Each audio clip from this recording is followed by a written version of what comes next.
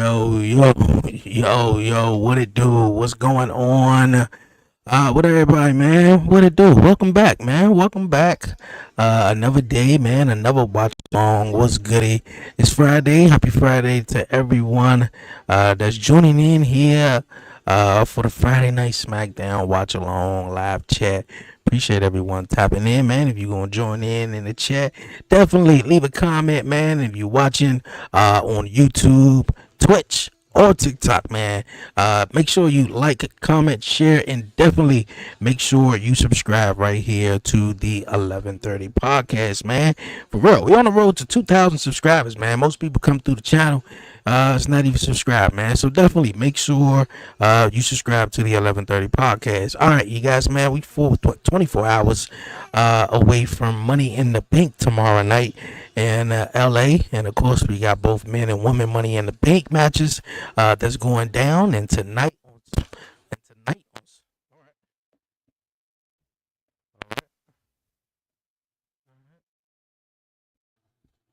All right.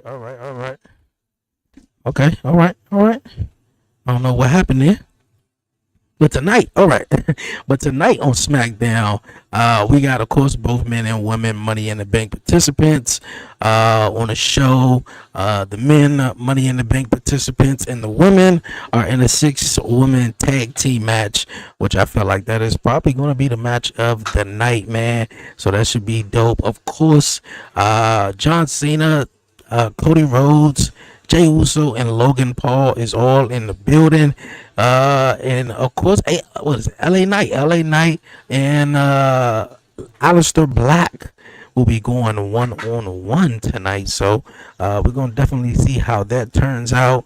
Happy Friday, man. Jay Hendry, appreciate you for coming through, man.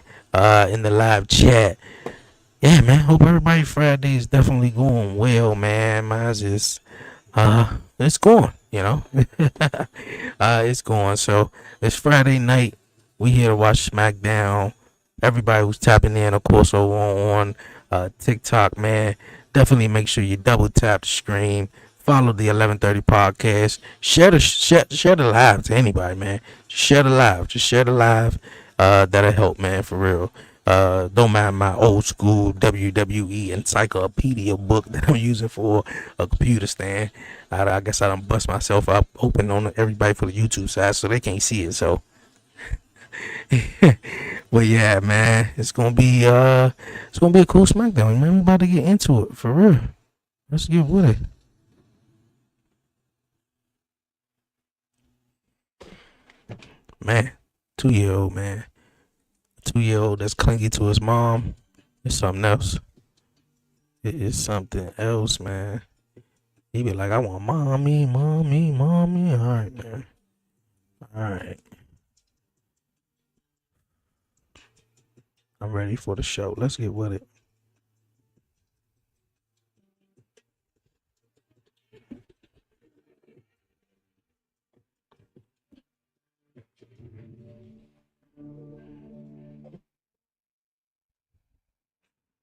Been a long day.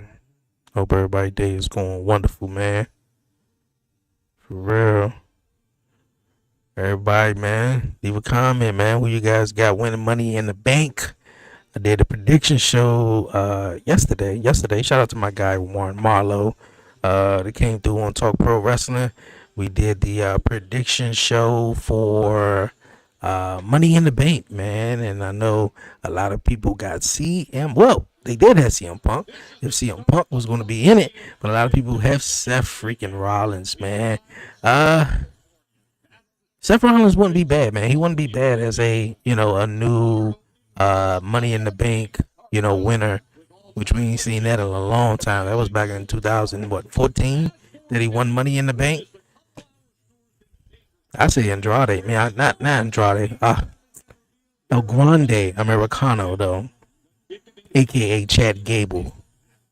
I know a lot of people probably don't like that though, but hey, like, man, when is CM Punk is gonna get his time? When is he gonna get his shot? Jake, what's going on, Dr. Dre? Yo, what's going on, my guy? What's going on? Final words before Money in the Bank. Jay, Cody, John Cena, Logan Paul. And this 6-woman tag team match, man, about to be the match of the night. Naomi, Roxanne, Julia taking on Rhea Ripley, Alexa Bliss, and Stephanie Bakir. Just chilling, watching some SmackDown. Hey, that's what's up. Making her way to the SmackDown locker room. She's wowed us every step of the way so far. But they are not alone. Okay. Every participant in tomorrow's Naomi. That's my pick right there. Yeah, that's my pick right there, Naomi. And she's going to team up with the newest member of the women's locker room. Julia. Okay. Dangerous Julia has arrived. And rounding out Roxanne. There was some news going on around, Roxanne the last couple of days, though. I'm not even too sure what it was all about, man. Seth Rollins. Oh, well. You know my little man is about to come in here and run in here. Seth Rollins about to open up the show. Seth Rollins has been on a path of a master plan since his WrestleMania twisted turn alliance with Paul. They all in black too.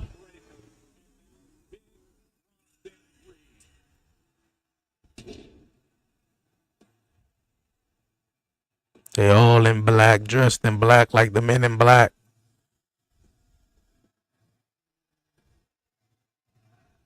I'm telling you, man, he needs some new music. You can't keep coming out here to this theme song, bro. And you got this new faction that's supposed to be taken serious. There's some heels, though. El Grande for Money in the Bank. Yep. I got El Grande for Money in the Bank, man. If CM Punk was going to be in it, I feel like I'm just saying that over and over. Even if CM Punk was in it, even Seth. I mean, I think Roman Reigns will, cause both of them the match. That's purely what I think. So if it's not El Grande Americano, aka a la Chad Gable, I mean, Solo Sikoa wouldn't be a bad Money in the Bank winner. I mean, I guess that would, reunite that whole bloodline saga. But LA Knight, though, I mean, it wouldn't be bad. I don't know if it's 2 years too late though, but yeah, El Grande Americano, I think he's gonna go for the win at Money in the Bank, man. But yeah, man, if they want this group to get really over for real, I don't know if they working on a theme song. They really need to get this straight though. But it's cool to see them opening up Friday Night SmackDown, man. We live in a day and age now where you see Seth on Raw. You gonna have to wait the next week. I remember back in the day, man. You tune in to Raw, you couldn't wait the Thursday Night SmackDown, boy. Stone Cold and The Rock was about to tear some stuff up.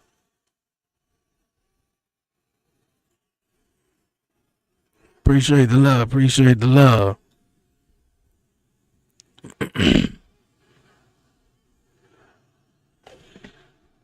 No, boy, do we hate that.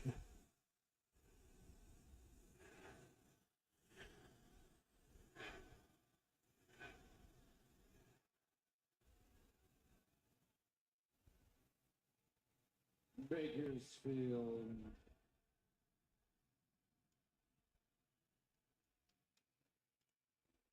I am a visionary. I am a revolutionary. Yeah. I'm Seth freaking Rollins.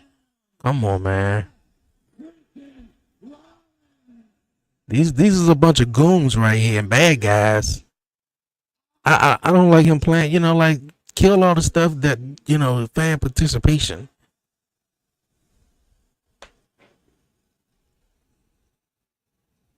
Yeah, he needs something new. You know, dressed up in the suits and whatever, the gear. That's cool. But just something different. Definitely with the theme song and definitely coming out. I am set free. You know, that's something that you and the crowd can go back with. You know, back and forth with. Sing along with Seth Rollins, I guess. She dyes here blonde again. Yeah, that was kind of cool when he first came in. He really stood out too. He had that bloodline. I mean, blonde and black hair too. Then he just went fully black.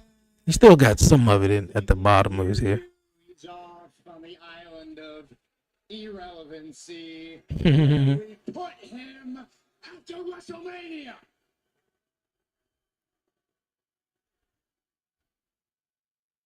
Now that absolute power, that total control, that doesn't just extend to Raw, no. That includes SmackDown as well. And so we have come here to deliver a message. Okay, what's the message? Anyone who stands in our way will suffer the same fate as anyone who has already stood in our way. Sami Zayn stood in our way. Laid him out. CM Punk stood in our way. Poof, gone. Roman Reigns stood in our way.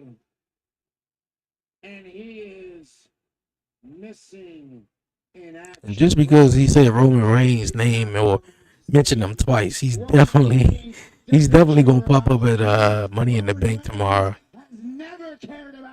Yeah, he talking too much smack about Roman now. You know who has? Seth freaking Rollins. Raging Girl Gamer, what's going on? How's it going? All of you kicking and screaming. Jake, really? He definitely need a new theme song. Because that's what I do. It's what I do. Not just for me, not just for us, for the entire industry. And there is nobody who can stop me. Okay. This is interesting. Solo, obviously, I know he's in the match. I'm pretty sure there's going to be a segment with all the Money in the Bank, the men's Money in the Bank participants. But maybe there's somebody willing to try here. Taking it all. I'm telling you, man, the best theme song in the E, man. Taking it all. Solo Sikoa, the U.S. champion Jacob Fatu, and the newest addition to beef up Solo's family interest. Yada, I mean, it's pretty interesting right here. Sure you, Solo Sikoa had the exact same intentions as Seth freaking Rollins does tomorrow night at Money in the Bank, namely grabbing that briefcase and the contract held therein. Solo and Seth, less than 20 Taking it all. away. Paul Heyman's looking rather nervous. So much history between Heyman and Solo Sikoa. Ready for war. A little bit positive. He's got one foot out the back door. Hit that John Craig, man.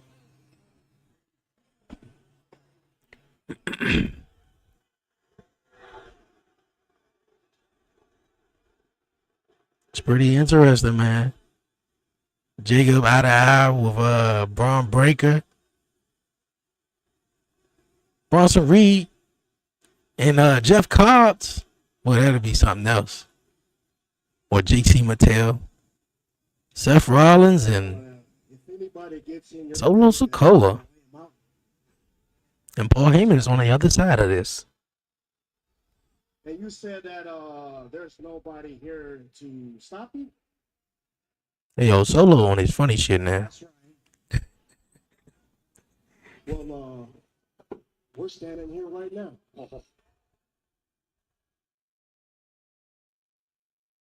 Paul Heyman look like he about to do something, though. Is that so?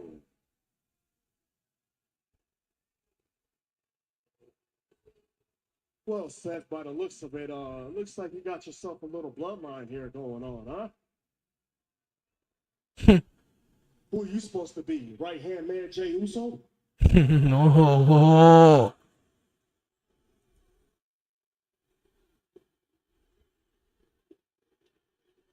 And you? Who are you supposed to be? The honorary you, Sami Zayn? As big as he though? Really? Everything we've been through. We went to war together at War Games.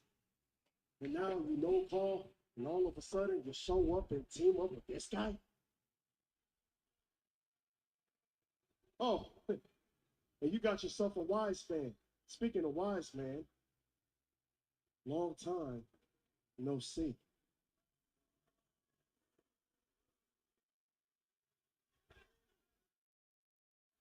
Choose your next words very carefully.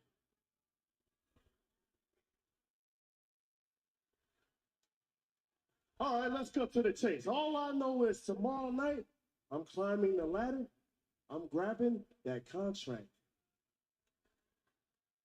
And all that power and control that you say you talk about, it'll all be mine. I see. Solo, this is your turf. You feel threatened. You want to come push back. Are you threatened because Braun Breaker Dogs in the house. is the future of this industry? He sure is, man. I'm telling you, by within a year, he is going to be world heavyweight champion. Big Bronson Reed gonna be the man. Tsunami. Just think of how they can market that tsunami into any, like, bro. It's gonna be crazy. But what you should really be worried about is the fact that your own family would rather stab you in the back. Oh, but I don't. Hold on, wait a minute. I think Solo is gonna be the one doing stabbing in the back, not Jacob. What's up, Jacob? Batu. You look like you want to say something. Come on, take the mic from Solo. You're gonna let Solo talk to you? Man, shut up, man. All right, I see what you're trying to do. No. Come on, Jacob. Take the mic from Solo. Look, I'm just saying, he's a Samoan werewolf. I was thinking we could come up with a new nickname for him, like maybe Solo's bitch. Oh,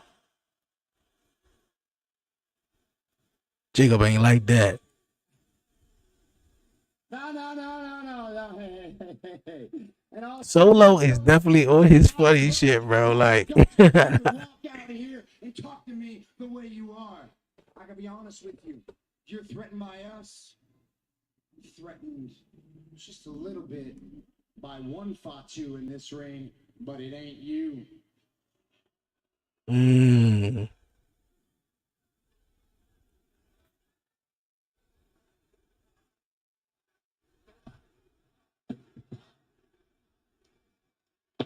They're done with words. Murphy stepping in. That's right, bro. This right here is a great way to start the show. Okay.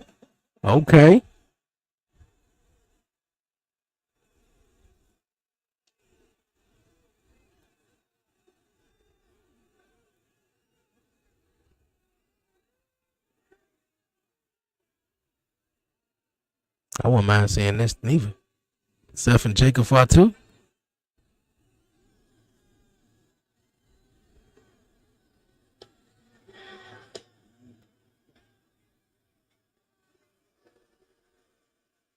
Seth pulling him off, but Breaker a little hesitant to break that face off with Fatu. Braun Breaker lacks the ability to flinch, but perhaps smartly ahead of Money in the Bank, Seth Rollins taking himself and his men out of Tensions were rising about as high as they could go. That was a very interesting way to start a SmackDown. Is somebody behind him? Jimmy. Big Jim showing up, ready to fight. when Solo Sikoa's crew are late, striking at exactly the right moment. Big brother. Jimmy Uso. All right, we got to get Jim versus Jeff Cobbs. Jimmy Uso against JC Mateo next. Okay. Hey, that's the way to start off Friday Night SmackDown, man. I thought that was actually going to, include all the members of the Money in the Bank ladder match. The only one else was it. The only one, other than Seth, it was Solo Sikoa, man. So that's what's up. That's what's up. That is a nice way to start off SmackDown. I did like how Solo Sikoa did ask the question, like, to Bronson Reed, like, yo, man, the last time we seen you, you were showing up in our corner, at Survivor Series, and now all of a sudden, now you just no answer. Now you with him. Either he really just kicked your ass though. So like, I think that question, or that question hasn't really been answered. Like, why Bronson Reed is in this joint. Recent weeks, it has been little brother Solo Sikoa who has been trying to convince Everybody get Jimmy and JC Mattel, aka Jeff Cobbs. I'm gonna call him Jeff Cobbs, man. Get that. Solo Sikoa over the past 12 months, and Jimmy is not ready to forget any of that.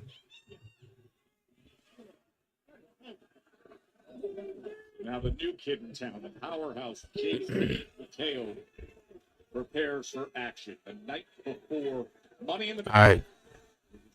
So they come back for commercial break while they just, get this match underway, get both guys in the corner. I guess the ref about to ring the bell. And the bell has rung and this match is underway. Jimmy Uso taking on JC Mattel. I think Jimmy Uso definitely needs this. You rolling out the ring. Of course, still on commercial break, but and I think that's obviously why. Solo, man. I don't know what it was. Solo, man. Bro, Solo has really got comfortable, bro. He's really like showing out, man. He's like, man, take your time. Just stretch. Well, nah, man. Jimmy Uso needs this. With the guidance of Solo Sikoa, there's really no limits to where JC Mateo can go here on SmackDown. Get a little frustrated they won't engage early on. I'll tell you right now, yeah, Jimmy needs this real big, man. He needs to establish himself as a single star, as a singles competitor, and somehow become a single star. We already know what his brother Jay doing, The annoyance is now written on the face of Jimmy Uso. Who For some reason, SmackDown won't work for me. We do it on JC Mateo's clock. Chester, the crippled.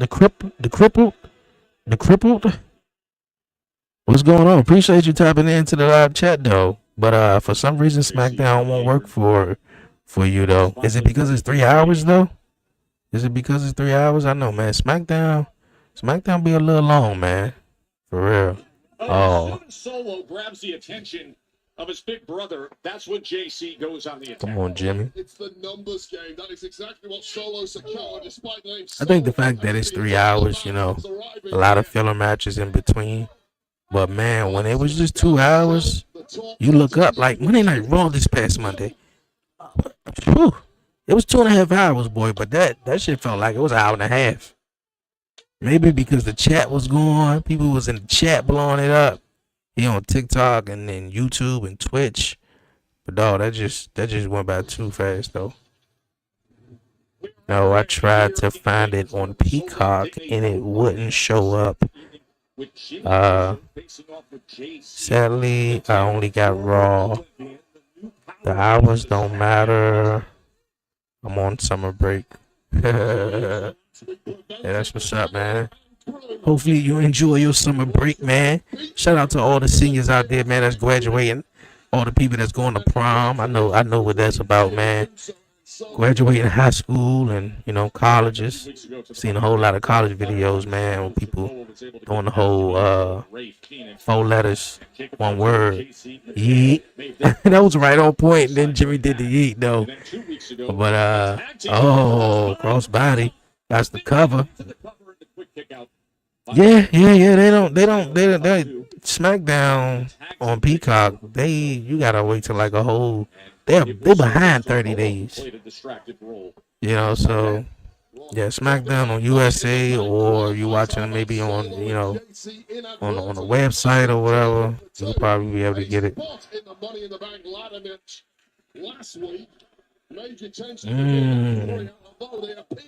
A Bakersfield brawl between Zelina and Piper Niven tonight. Okay. LA taking on Aleister Black. We're gonna hear from Tiffy Time tonight. I've been enjoying it my last summer break before I became a senior. What about you? And dang. Yeah, I mean, shit. I finished school a while ago, man. A while ago. So, doing the podcast thing. But yeah, the summer about to begin, man. It's enjoying. It's going good. Once it start raining, though. Your opportunity to get back to the very top of the card with this group. Yeah, I was just talking to one. I was just talking to my guy. A lot of people, follow, WWE sometimes on YouTube. So when they post the matches, you can just go on there and just watch them. Especially if you can't, watch them or don't have access to watch them on the USA Network. One half of the greatest tag team of all time, a WrestleMania main eventer, and lately he's been just grabbing random opportunities, tagging up with. Well, I appreciate you for telling me. No problem, Chester. Appreciate you. Most of us expect from Jimmy Uso. And meanwhile, in there against this powerful, strong, explosive JC Mateo.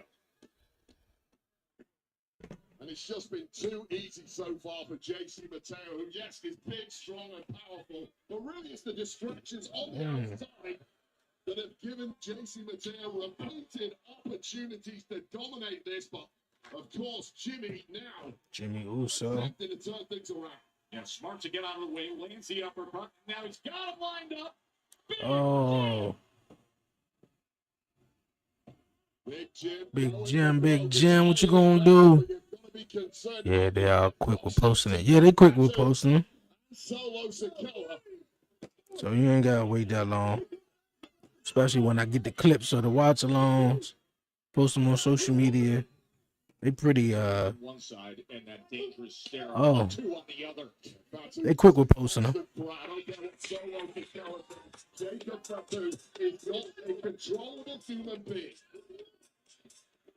Look at this for a man with the body type and size of Mateo. Yeah. That drop kick.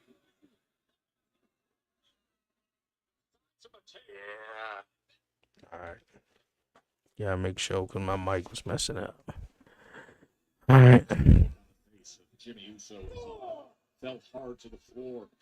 Well, I've counted 3 separate distractions at this point on the outside from Fatu and Solo Sikoa. Jimmy Uso, every time he gets a little bit of momentum, it is shut down by that man in red. Yeah, man. Jimmy gotta get his he gotta get some things going on, man. Even he been hanging around, having matches with Gunther, having matches with LA Knight, matches with JC Mattel. JC Mateo, who, aside from brief glimpses in this match, it's been total control and total domination. Yeah, Max, we have to wait. Close to 15 to 20 minutes. Yeah, that's all cool. Multiple promotions. He has made his presence felt here on SmackDown immediately.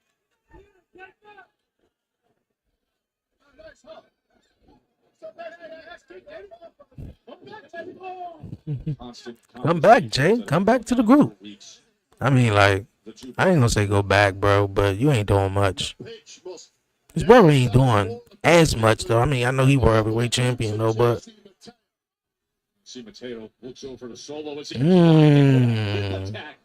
That just whiplash set that neck back. Jimmy Uso. Message from Solo is clear. Hey, you can come back. Solo and his trash talk, man. It's hilarious, though. You say the word and the pain and the punishment stop immediately. Come back into the fold, Jimmy. It's that easy.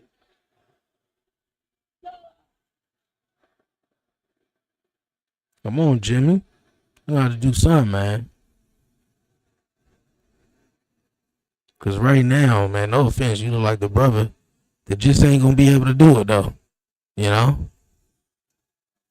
You just might be tag team Jimmy right here.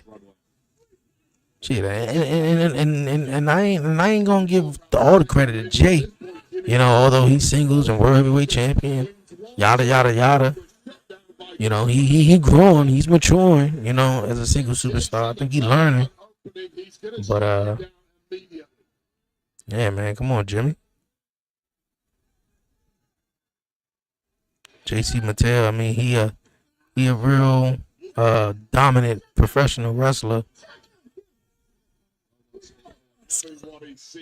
Solo though. This army that he's rebuilt here on SmackDown.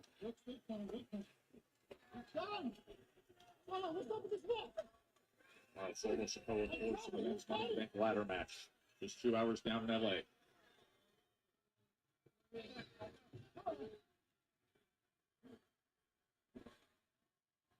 Jimmy Uso looking to rally here against JC Mateo. The night before Money in the Bank. The Money in the Bank competition that Jimmy was hoping to be in, but it was JC Mateo and Jacob Fatu who helped Solo Sikoa. Oh. The athleticism of JC Mateo for his size, you just marvel at. It shows you the power, the explosivity that JC Mateo holds in those boots. A guy this standing moonsault. A guy this wide should never be allowed to pull off a JC Mattel's wrestling ain't too bad. Nah, man, Jeff Cobb, man, he the man. Time again throughout this match, throughout recent weeks, Solo Sikoa has made the offer. Nah, he ain't bad, man. JC Mattel, Jeff Cobbs. When he was in Ring of Honor, man, he was doing the damn thing. This does not appear you know. about beating Jimmy Uso tonight. It appears to be about, of course, that was some time from now. He'd appeared every, you know, AEW and definitely, I think, New Japan. Oh, Samoan drop. Still left inside Big Jim Uso.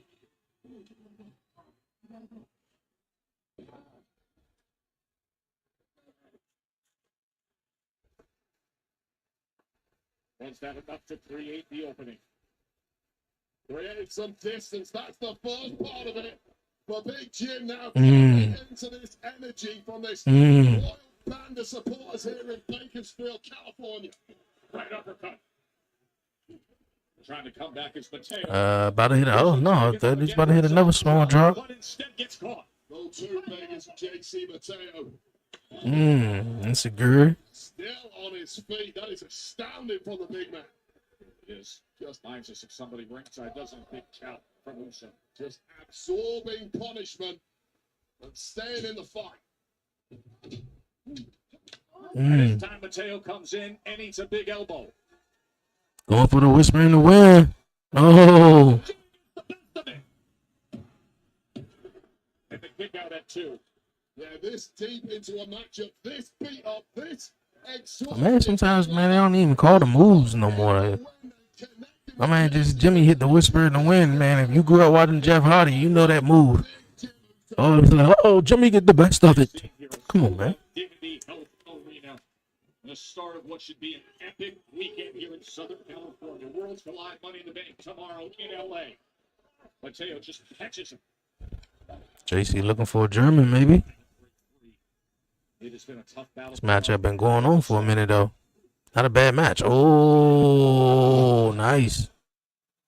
Well, it generated so much One, two, two. barely. I mean, barely getting that right shoulder up. All right. Okay, you hear me? All right. Good. Still playing the diplomat on the Okay, I'm not even gonna try to pronounce I'm not even gonna try to pronounce the other name, but hey Chi-Town, Smart, hey Jesse.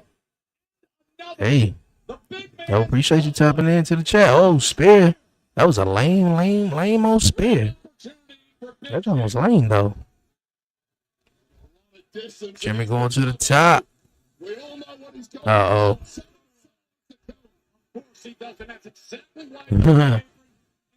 Solo School was just the bait. Now Jacob out of hour with Jimmy. Uh-oh. Uh-oh. Oh, I knew that was gonna happen. I knew it. 1, 2, 3. Hey, that's what's up. That's what's up. Jimmy, get the hell up out of there. Hey. They talking family first. I put that in the past. I figured that was that when it was just about to happen. He got up there. JT Mateo hit Jeff Cobbs. I mean, hit Jacob Fatu. This ain't gonna be nice. This ain't gonna be nice at all. Yo. The discord between the two big men. Once again, Solo Sikoa needs to pull out some major diplomacy. Jacob like, man, forget all of this, bro. I ain't about to keep putting up with this shit. I ain't about to keep putting up with this. Jeffrey Cobb. He's the problem, not me. Bro, you the one who hit him. Obviously, I know it was accidental. Bro, John Cena and Logan Paul, that tag team is just bananas right there. It's crazy bananas. John Cena and Logan Paul, the final words before Money in the Bank coming up later tonight. I don't even know how this tag team was just, this match was really thrown together. Obviously, one came to help the other and, so on. You have made your intentions very clear last week. But allow me to make something very clear to you. That I have worked my ass off to get this. And if you want a shot at the Women's United States Championship, you are going to have to pry it from my lifeless body. Because I am not giving this up willingly. Pagate ko yo. No. I like you. You are confident. Wow.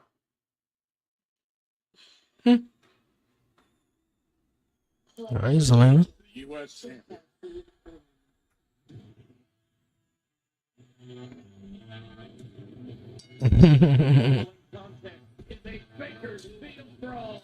Bakersfield Brawl. No disqualification.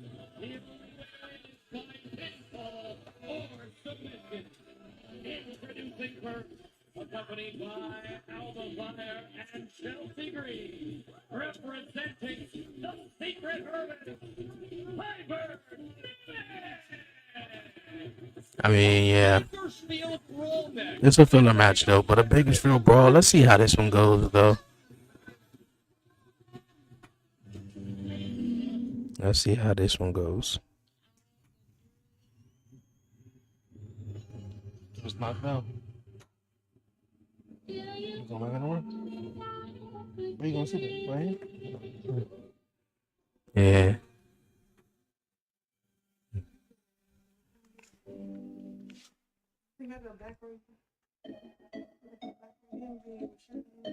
Yeah, I think you can. You can just go for it. Go for it. Are you just trying to back up? Just go for it. Just go for it. Just behind you. The way your back be turned. It's this way.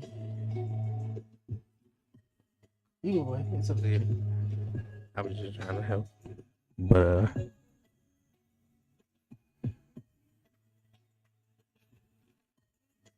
no. Ernest the Cat Miller's in the background. At SmackDown, front row. I'm assuming, right? No, I did get the message you was chatting with me about TNA a pay per view they got tonight. You know, like you said, 10 p.m. I'm not too sure. SmackDown don't go off until 11 p.m. So I'm pretty sure you probably in Central time. But yeah, as soon as SmackDown go off, 3 hours, man. That's overload right there. AEW had a 4 hour show this past Wednesday, and I was like, yeah, okay. Now I saw the opening. What was it? 15 minutes that they did Collision, and they had Hangman Adam Page on the jump. You know, because I'm rooting for him against John Moxley. You know, at AEW All In. But yeah, I be tapped out, bro. No, I was joking about your cat.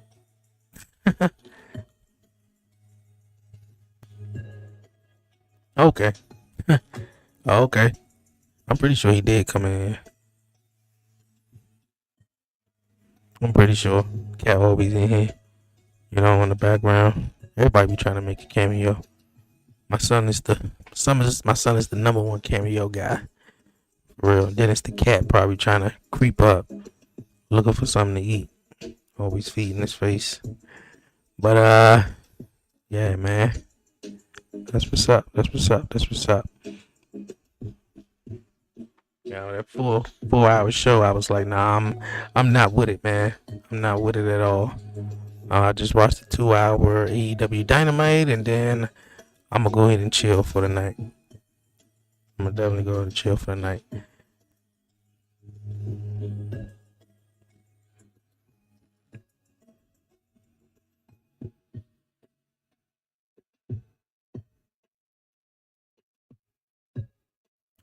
Yeah, I believe so. Yeah.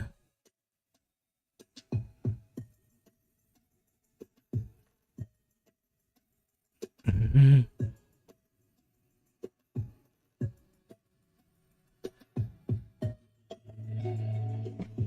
Yeah, you gotta remember. I think it sounds real familiar though. I'm pretty sure I do.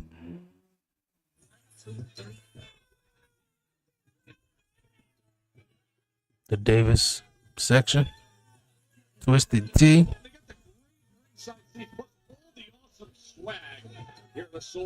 Shit, I'm about to crack open my beer.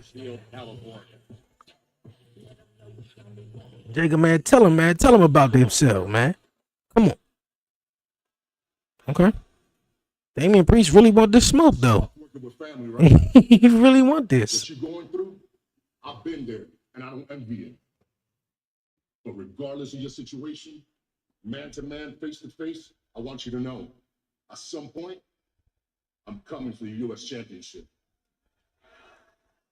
Okay, we'll line it up all the way here, Wepa. Because if you don't take care of your business when it comes to me, and you back in the line with it, just like the rest of these suckers. Mhm. You know what I mean? You know what I mean? I oughta, you mean? You oughta, you mean? Yo, they wild on commentary, man. You talking about yada yada yada yada yada me yada yada yada me? You can feel it in the air here in California. Money in the Bank weekend has arrived.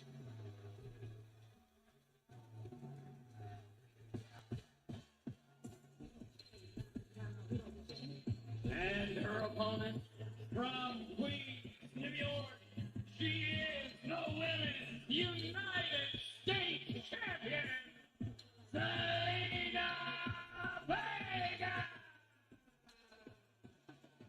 She has been that U.S. champ for 42 days, and it has been a great display of gritty performances and constantly countering bigger opponents, surprising rivals, coming up with comeback. All right, all right, all right. Come on, man. Days with the title, most recently defeating Alba Fire a week ago, retaining against Chelsea.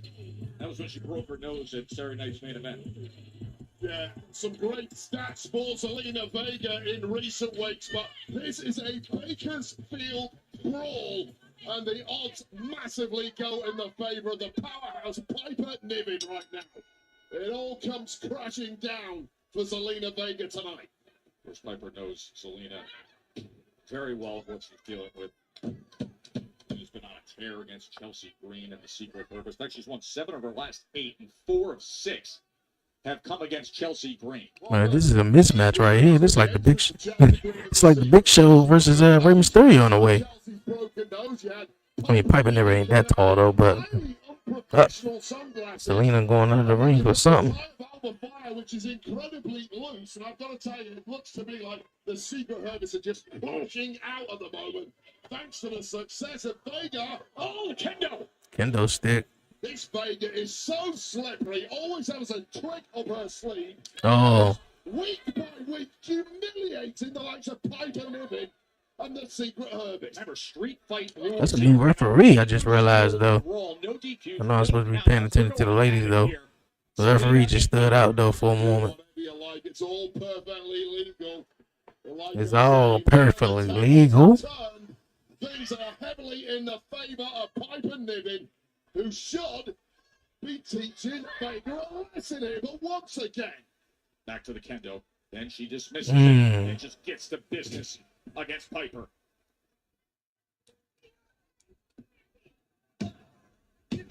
Two. Kick out, then roll out. Secret Herbis, they must rue the day they ever decided to tussle with Selena Vega, who has made their life a misery. Yes, we do. We want tables. Between the ropes. Now on the apron. Lines her up and jumps right on her back. All right, Zelina. Story of the last 6 or 7 weeks here on SmackDown and on PLEs. Zelina Vega is just one step ahead of Chelsea Green's crew. Week after week after week. Oh. Oh, I thought she was going to swing her into the steps, man. Boy. Her head down on the hard edge of the apron. Well, that could break a jaw. Wrestling in that little black little suit, man. And that blazer. Oh. I know it gotta be difficult and hot, tight and everything. Like,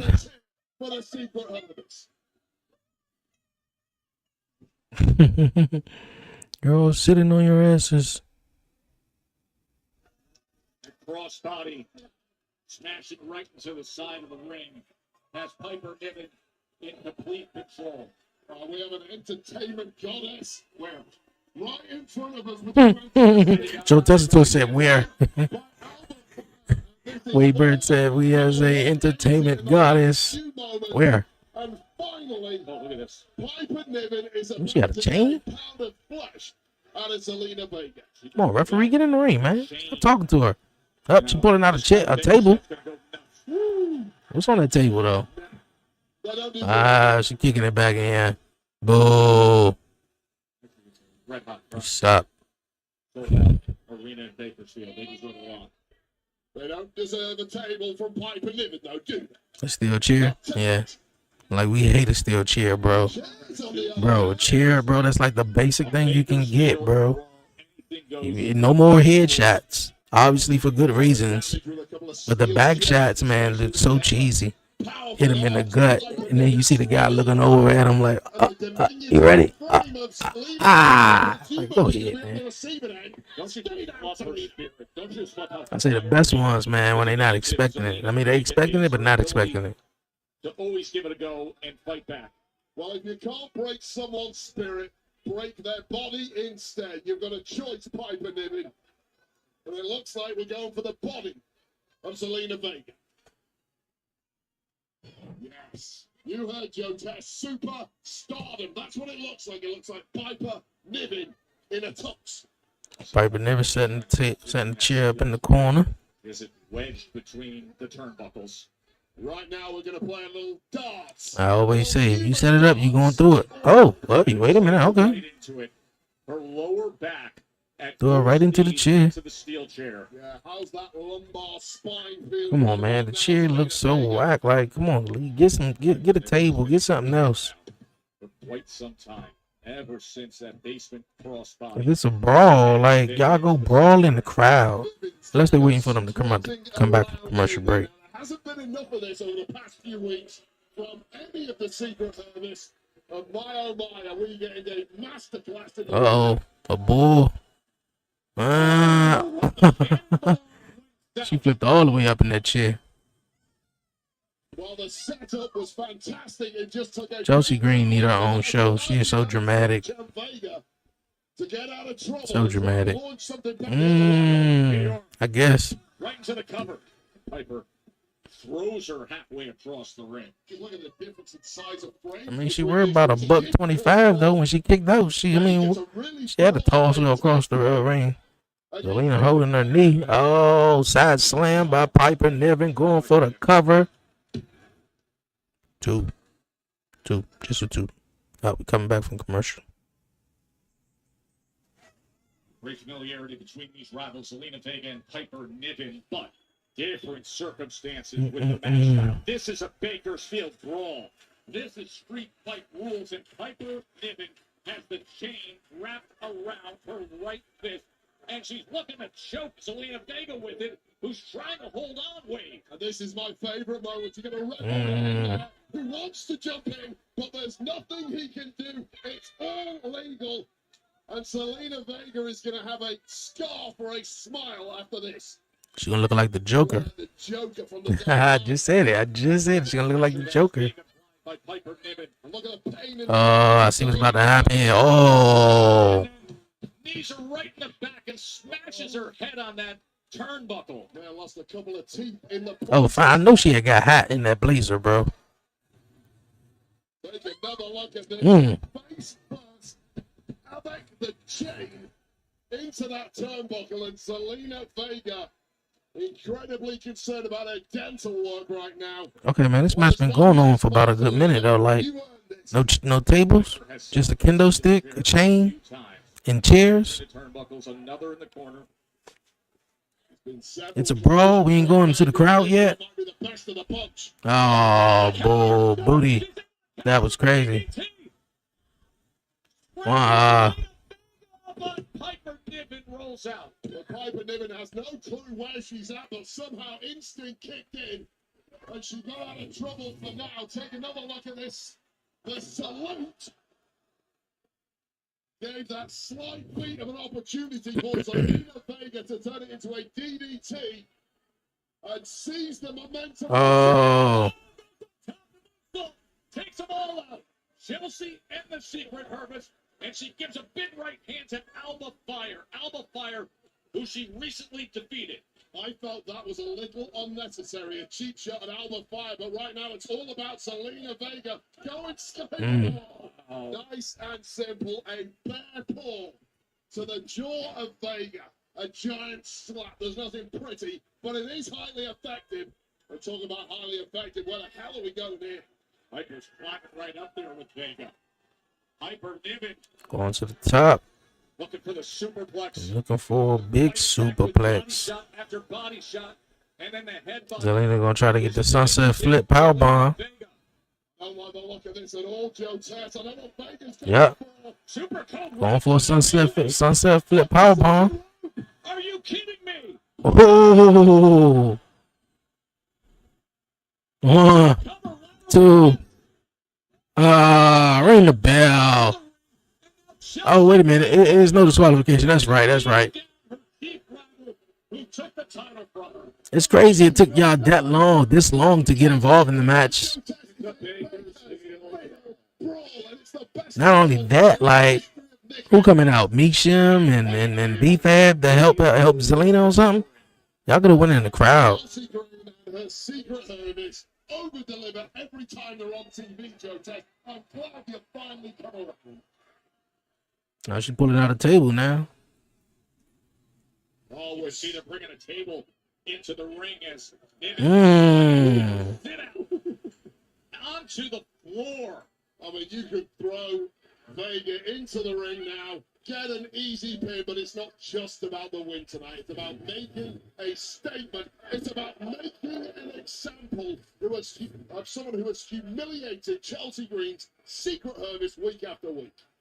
The numbers game has proven to be too much right now. The numbers game, the power game, the intensity. Are they saying we want tables? Like, they got a table right there. Made her better. Now They got a table right there, though. United States champion. 42 days with that title. We're about to witness some grievous bodily harm. Oh no. From the mean, the moody, the magnificent Piper Niven. Piper's looking to come to. Julia. Okay. How's Julia doing? She's looking for that power bomb through the table. She up. Oh. 1, 2, 3. That's what's up, though. Hold on, wait a minute. Julia is also a part of the women's Money in the Bank ladder match. So, what made her get involved in this? Was it the fact that she got her eyes set on Zelina's United States Championship? Because she's already, got something going on. I believe she's in the match. 8 weeks in a row. Well, thank goodness for Julia to come in when the numbers game is going so south against Zelina Vega. As she raises her hand in appreciation. Tomorrow you'll see her in women's. Oh. I knew something was about to happen. They cut the music a little bit too early the first time. Well, she's definitely not winning Money in the Bank, obviously. And she's going to have a little story with Zelina for the United States Championship. I'm cool with that. Stepping right over the former NXT champion. The night before she makes her PLE debut, letting me know what she is targeting. Julia, of course, will be in 6-woman tag here on SmackDown. That's what I'm saying. Like, she's going to be in a tag team match later on the night. That was a little So, warm-up for her. that was pretty interesting, her being involved in that.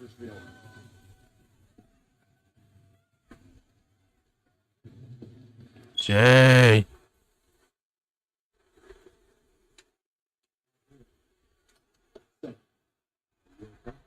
Good, man. Yeah, a little banged up from Monday, but ain't nothing I can happen.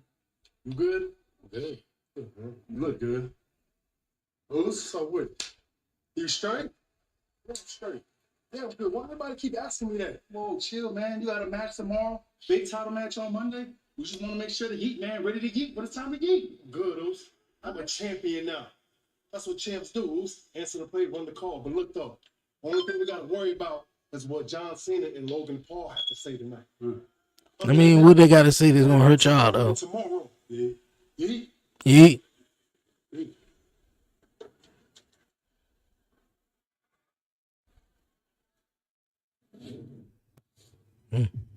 Okay. I can't let it go. Initially, I had convinced myself that someone of your standing, someone that you so loved by the WWE Universe, using the black mass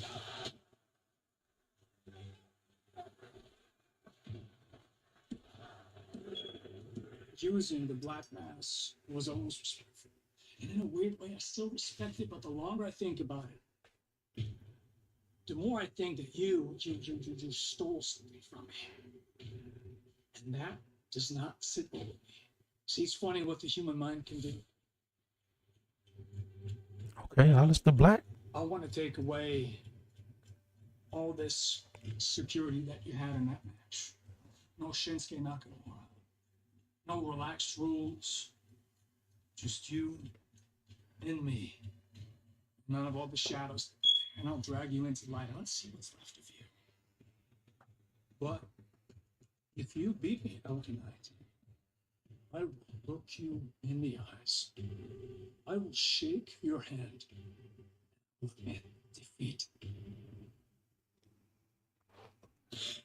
When we come back, We're going to see if that's going to happen. It's coming up next. to make it to Money in the Bank.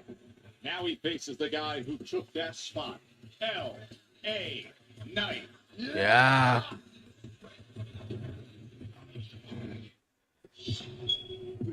Yeah. Hey, man, that's what's up. That's what's up. That was a cool, matchup between Zelina Vega and Piper Niven. Piper Niven representing the Secret Service with Chelsea Green and Alba Fire. But yeah, it look like we're going to be seeing a future story with Julia and Zelina Vega. I think this is really cool because for a while, man, with the United States Women's Championship picture, we just been seeing Chelsea Green and everybody else, whether it's Chelsea Green, Misham, Chelsea Green, or Zelina. It's like Zelina and Chelsea Green been beefing for a while. I think Zelina has a broken, not Zelina, but Chelsea Green has a broken nose, so she's been working with everybody of the Secret Service right now. She just been going through them, whether it's Piper Niven or whether it was Alba Fire. So we need some new challengers. I said the same thing for Raw. I feel like Lyra Valkyrie and Becky Lynch, they heating up the mid card women's division, so to say, between Becky and Lyra. And they got a matchup tomorrow at Money in the Bank. So definitely going to be interesting. I'm with Becky all the way. But Zelina and Julia, I mean, they really high on Stephanie Valkyria and Julia because, man, they just shot them straight, the NXT. Not too long after them joining NXT, they were women's champion. They were either the SmackDown. I mean, it's not the SmackDown. They were either the NXT Women's Champion or the NXT Women's North American Champion, and which they did. Stephanie Valkyrie won both titles, and shortly after that, they made her relinquish one of them, and I was like confused by that. Why not just had Julia drop one of the titles? But hey, maybe it was some backstage stuff that happened or what was going on. But Stephanie Valkyrie also lost the titles to JC Jane, making that a huge big moment, but also proceeding with Stephanie Valkyrie and bringing her up to the main roster. So I think those ladies going to be great. Julia is going to be great. Stephanie's going to be great. Rhea doesn't need it. Who else is in this match? Alexa Bliss would be nice. I heard someone say Roxanne needed, but I think Roxanne was in NXT for about 2 or 3 years, though. So I think this would be really something really good to establish her. She can cash in anytime she wants. I say the Naomi one, man. Naomi, I think that'll work too, though. I think that'll work, and play into a factor because I can feel like Tiffany Stratton could take on Bianca Belair for the title, or Jade Cargill takes on Tiffany Stratton and Bianca, or Jade wins, but you had Naomi cashes in on either of them. I think it would be better if she cashed in on Bianca, because I think that'll be crazy because the story they trying to tell between Bianca and Naomi, and Bianca been dodging Naomi, and et cetera, et cetera. All that great stuff. But of course, Roxanne will be perfect too. But I think the way they introduced her on Monday Night Raw, I don't feel like she would really need it. It would be cool, I guess it'll be like I don't want to say it'll be like Watch Out Liv Morgan, but Liv Morgan, she only got the women's tag team titles. So it's not like she's the women's world champion. Like if she was the women's world champion, still the champ, and then Roxanne won Money in the Bank, then that would have been cool. Because now she would have to keep her head on a swivel. I think that'll make much sense. But since Finn Balor just added her into the Judgment Day, and now Liv Morgan's back, like it's an instant feud right there that could just blow up in those. Like it could be big, and then Roxanne could wind up in the title picture somehow, some way. Yeah, but Naomi, I think, needed more than anything.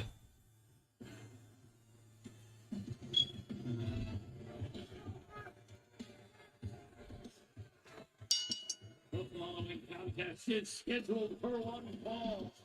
Introducing first from Los Angeles, California, weighing in at 240 pounds. Yo, hey, night. Yeah. I mean, Bakersfield is loving this. I can't even imagine tomorrow when LA Knight is actually in LA what the reception's going to be like. Well, I think I've already sweat out half of my body weight here in Bakersfield. It's so hot. And LA Knight has just sent this place into meltdown. There's somebody Yeah. conditioning. Yeah. Yeah. This dog got a massive 24 hours ahead of it.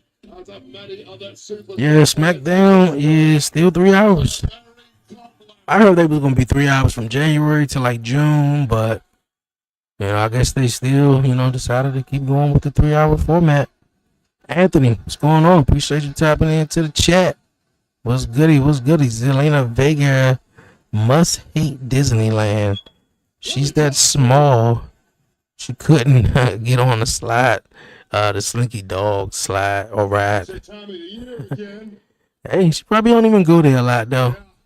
Yeah. Yeah, but she probably would have to hate it. She is small.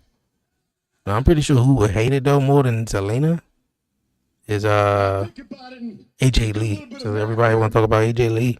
Bring back AJ Lee. AJ Lee, boy, she was small. Roxanne would hate it too. They all about the same size. Yeah. What's that, sir? You said third time's a charm? What you think? Third time's a charm? Yeah. But I ain't, I wouldn't mind him winning, man. He just gotta switch. He gotta switch some stuff up. He got to switch some stuff up, and he gotta go to Raw because there's no way he's gonna cash in on either John or whoever's the champion at the time. I think he'd be a great world heavyweight champion on Raw. to try and reach up and grab that case. We got Andrade. Yeah. Okay, we like him a little bit too.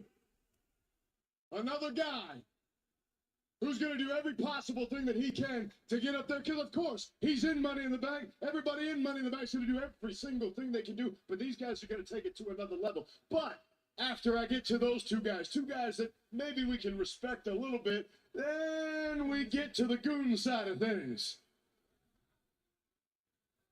The goon side of things. Then we get to El Grande Americano Gable. Gable El Grande Americano. We like him or we don't. I mean, I like Chad Gable.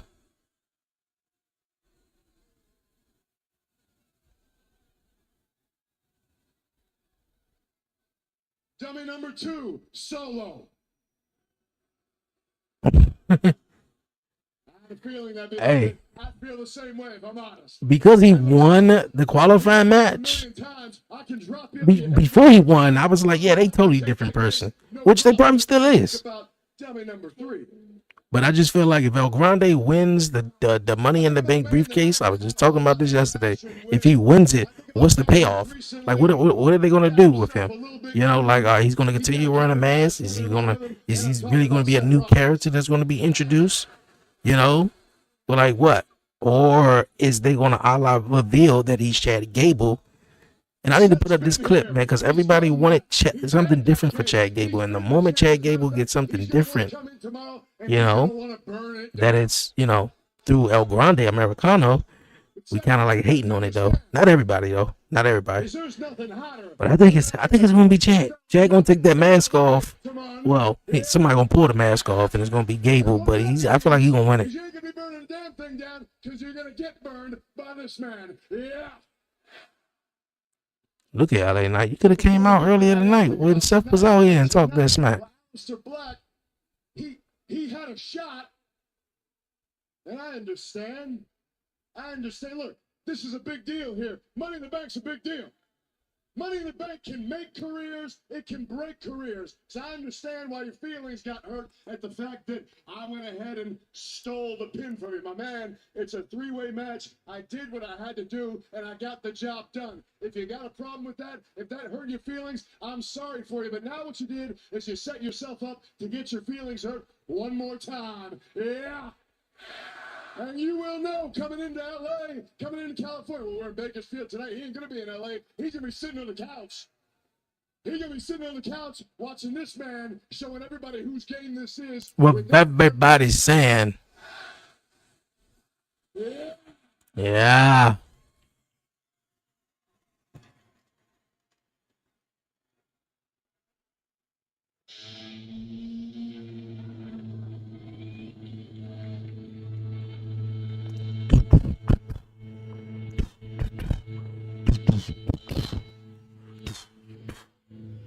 Okay.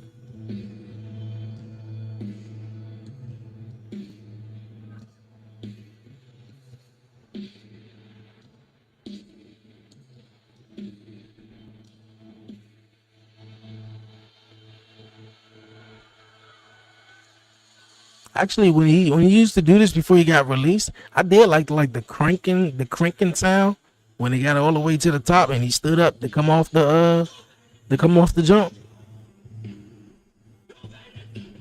Hey, wow, but you can never be evil. In a fascinating return to WWE for Aleister Black. This will be his 5th match since coming It back. looked like somebody's head was sticking out of the gorilla position. Coming off I guess they were gearing up to on take down SmackDown in its entire that set. career, and now he faces the man who took that triple threat win from him. Or as Nigel said moments ago, I did what I have to do. Mr. Black feels like that victory qualification for Money in the Bank was stolen from him. It's Black against L.A. Knight. Yeah.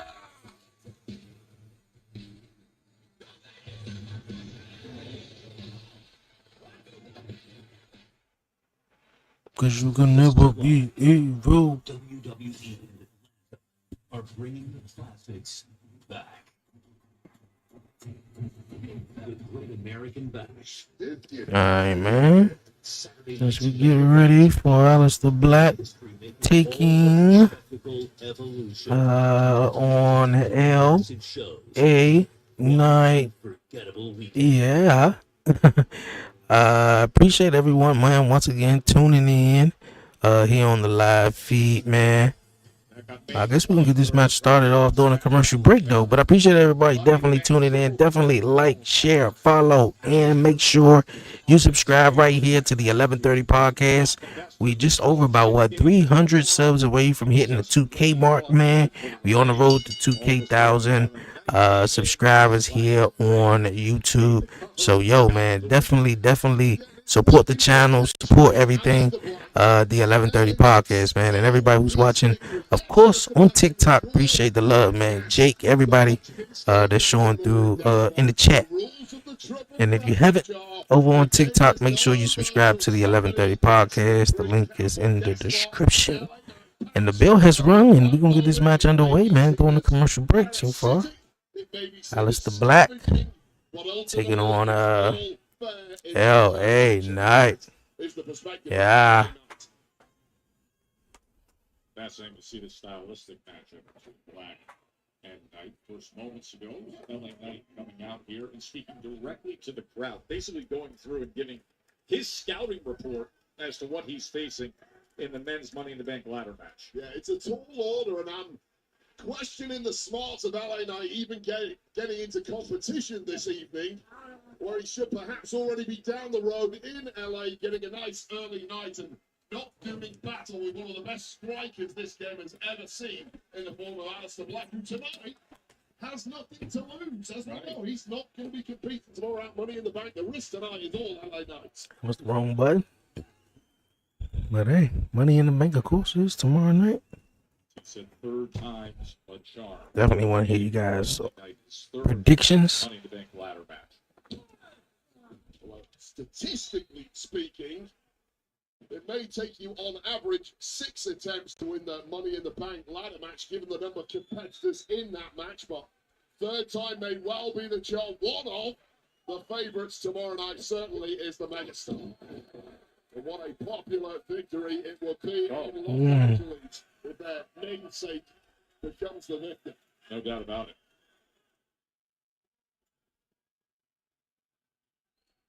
Guys should size each other up early on. Yeah, just sizing each other up. You know how draining it is competing in extreme heats like it is here in Bakersfield too. That may well have an effect on the Megastar tomorrow night. It's hard to replenish when you're competing in what feels like a sauna here in Bakersfield.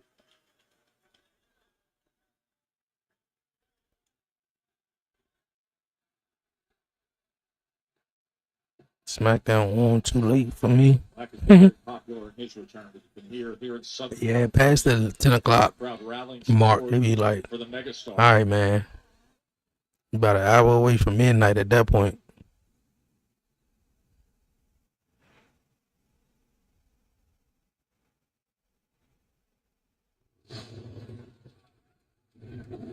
Joe and Wade with you here from a sold-out Dignity Health Arena. LA Knight and Aleister Black see each other again after a few weeks ago when they were in the Money in the Bank triple threat qualifier that Aleister Black put himself in great position to win with his offensive assault against Shinsuke Nakamura. Then LA Knight, just when Aleister Black thought he could put her away, LA Knight came in the ring, lost Black, made One, the two. win, earned his way to what will be the men's Money in the Bank ladder match tomorrow, just down the road in LA. I could tell, man, the action be real slow during the commercial break. You've been watching this for a while and you were there in attendance and you just see the guys just rolling outside the ring. If it's not a pay-per-view or premium live event. But a regular show, you just keep rolling out the ring. They doing lockups, but ain't really doing nothing. They on commercial break. Then they come back in commercial break and things pick up. I was like, what was all that in the last 2 minutes, 2.5 minutes? Just the nature of it. You don't have a divine right to a victory or a pin just because you hit the move that kept the opponent down. You brought up the fact, though, the concern of taking on a match like this matchup of skills round and round. They go the night before you compete in Money in the Bank, but that's who LA Knight is. His 24th match now of this calendar year. That's the most in Become a WWE battle.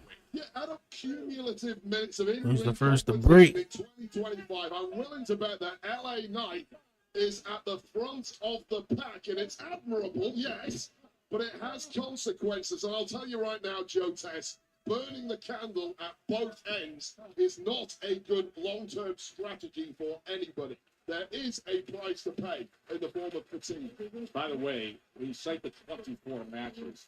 He has 13 wins this calendar year. That's the second most total wins in WWE. Stephanie McCarron has 14. Stephanie McCarron, we will see tomorrow. Streaming on Peacock, the women's Money in the Bank ladder match. They ain't got no other women's match on the card.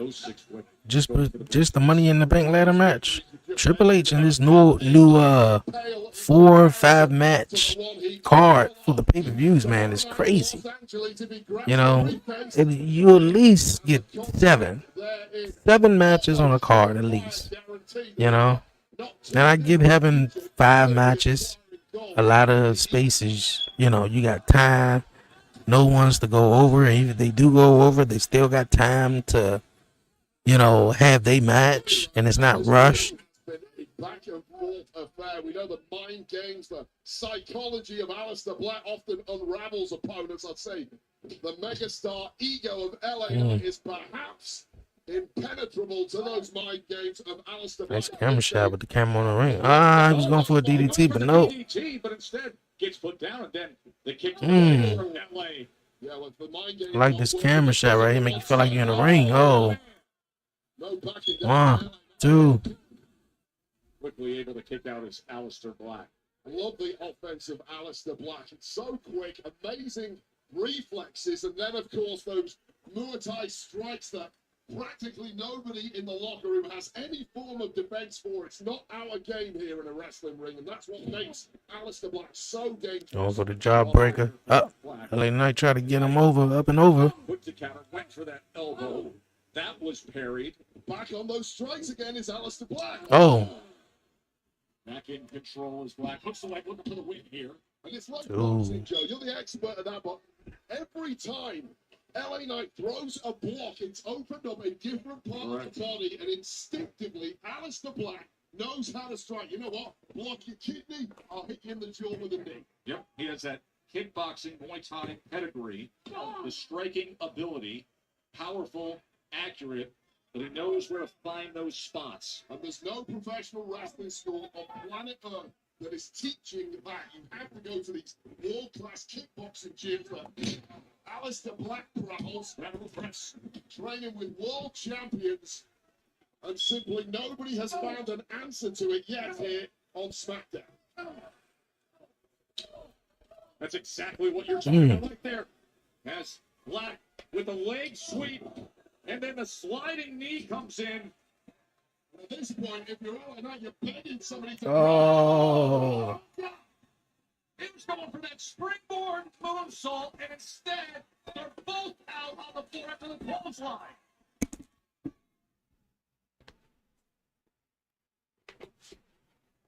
They both out on the floor after the Wait, close. Black had so much momentum with the striking attack, the very offensive assault, the leg sweep, the sliding. All right, that's better. knee.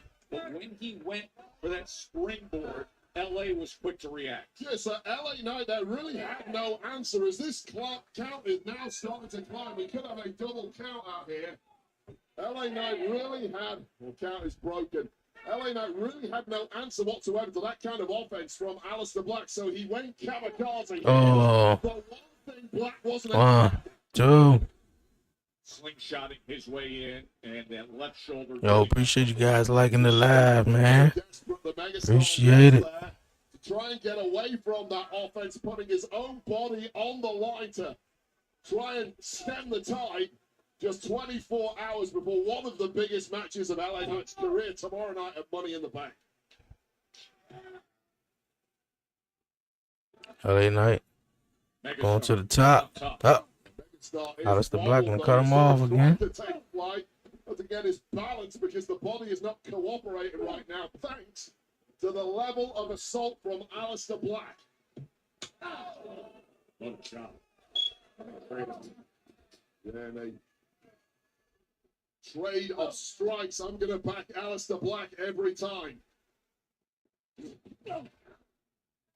Jumping neck breaker. Oh no, you didn't get it. Those reflexes of Aleister Black clinging onto the top rope as the Megastar went for that leaping neck breaker. We've seen him hit so many times. Black is just so cerebral, so tactical, and right now so effective. LA Knight. Respect that both men are giving tonight. Fan change for LA Knight in this bout. Okay. And getting to his feet just in And the nick again, of time. We just seen LA Knight try to go to the top rope. Exhaustion really And kicking Aleister in Black on just both tried to go to the top rope, and both men I mentioned it earlier. How didn't succeed. can that possibly benefit LA Knight this close to a massive matchup tomorrow night in Los Angeles?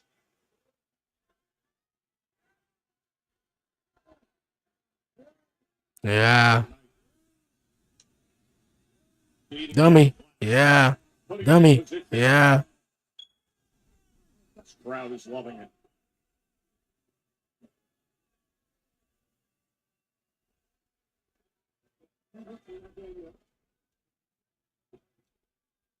All right, man. Come on, commentary talk, man. You hear the guys calling spats and stuff. Each man trading body shots. Malachi Black tattoos, boy. Precariously Them Jones. punching their way to supremacy. Hey, Somebody they is something else. They look nice. Knight, and it's The art, man, look coming nice. imminently. Well, what a way to come back from the commercial break when they on the top rope. Oh no, hold up. Sunset flip. LA Knight going for a kick. Aleister Black sit up and a kick. Taking a lot. Oh. Comes through this time for Aleister Black in LA. Two. Kicks out. Tomorrow he's going to be in Money in the Bank. Tonight he's dealing with the skill of Aleister Black. Well, the skill and the otherworldly athleticism of Aleister Black. So much is made of the mystique and the mind games, but far more terrifying. It's a nice match, man. This level of physicality that keeps opponents guessing. Wearing a black mask. Another black mask going for BFT.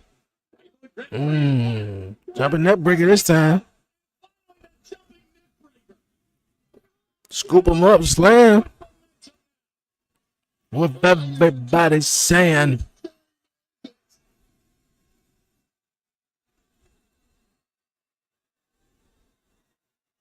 Yeah. Hey, Knight. Oh. See that move coming though just in time. This time it's LA Knight with those incredible reflexes, turning the tables on Aleister Black. Black mask. Oh, I felt like it was coming. A roll up. Kick out at 2. These guys really neutralizing one another, going move for move, hold for hold, counter, full counter. Oh.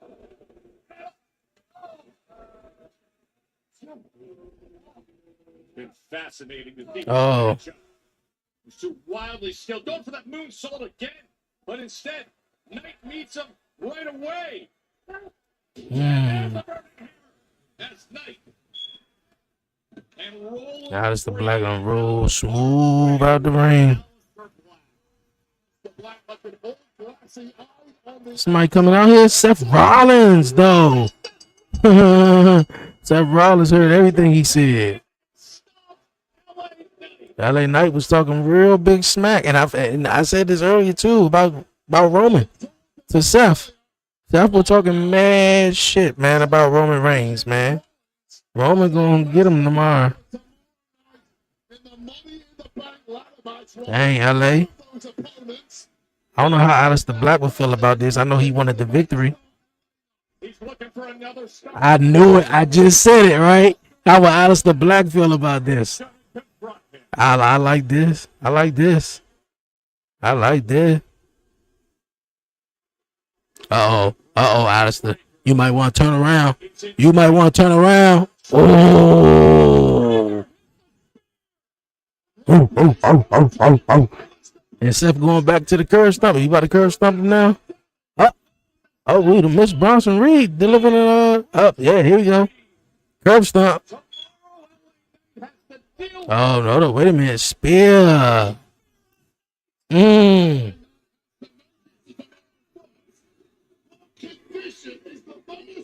Is they gonna be looking to take out everybody in the Money in the Bank ladder match? That was a bargain. I mean, he didn't really take out Solo though. They just did they trash talk. LA Knight, it was coming, bro. You was talking smack though. it was coming. Interrupted by Seth Rollins. Everybody here at SmackDown should have taken notice right from the start. Those are the participants tomorrow in the men's ladder match. Seth Rollins and this alliance with Breaker and Bronson Reed. Well, it's utter devastation. We've My man said, "Oh, boo, not Seth."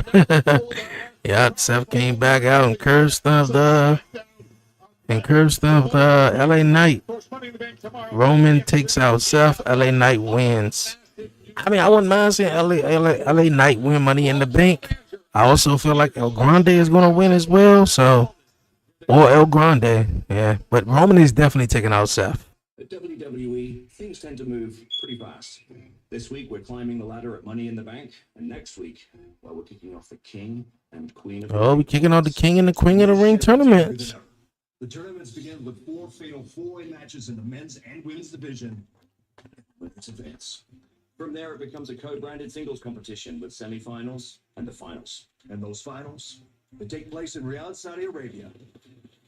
And they're the champions. But the stakes could not be higher. Because the King and Queen of the Ring Gets the championship match title match. They at SummerSlam. their respective brands at the biggest event of the summer, SummerSlam. So good luck, everybody. May the best man in All right, so if Sami Zayn win the King of the Ring, because I mean we got to get Sammy versus What a headline. shit. It could be Cody. Could be Cody win King of the Ring. Of a king. So he takes on John Cena again, or Sami Zayn wins, Well, my next which I think it would be fitting for Sami Zayn to win King of the Ring, right? They are in Riyadh, Saudi Arabia, so Sami Zayn got somewhat background there. So I think Sami Zayn will win it, and he's going to take on Jey Uso at SummerSlam. We got Jade Cargill. In the Queen of the Ring tournament. I mean, it feels great. Now, I understand I won't have the opportunity of climbing that ladder and grabbing that briefcase, but I'm going to keep climbing regardless. I am the Storm, and I can't wait to tear through this Queen of the Ring tournament. And when the dust settles, I will be your next Queen of the Ring. And at SummerSlam, I'm not asking for gold. I'm taking it. On a slightly different note, also last week, we saw Bianca Belair refuse to forgive Naomi for what she did to you, but everybody wants to know, where do things stand between you And Bianca. Great question. Boy, oh boy. Listen, They just can't never get through that, huh? salt and sugar look the same. So Jade and choose Charlotte. wisely or don't have any at all. And if you think you're winning Queen of the Ring, you're gonna need a prayer. There's only one queen in the WWE.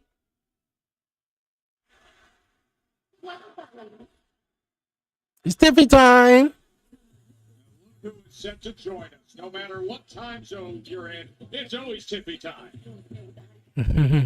What's up, WWE Universe? Guess what? SummerSlam, MetLife, 2 nights, and I will finally be hosting.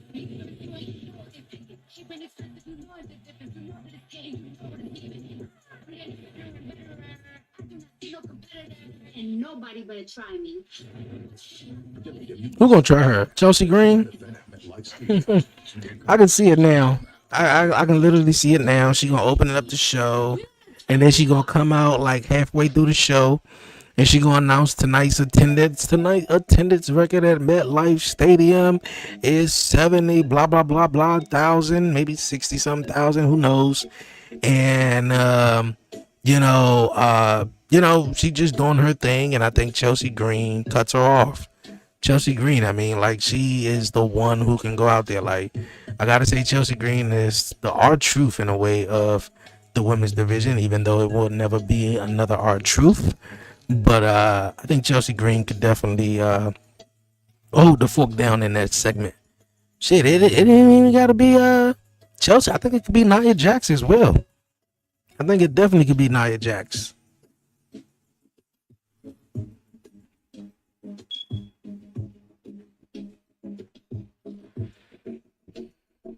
Mm-hmm. Yeah, definitely be Nia Jax though, but we'll see. SummerSlam is fast approaching. Let's get the Money in the Bank first.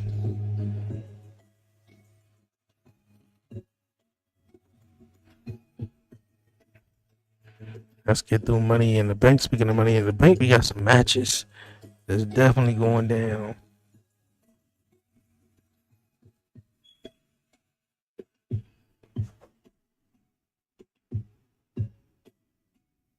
Tomorrow night.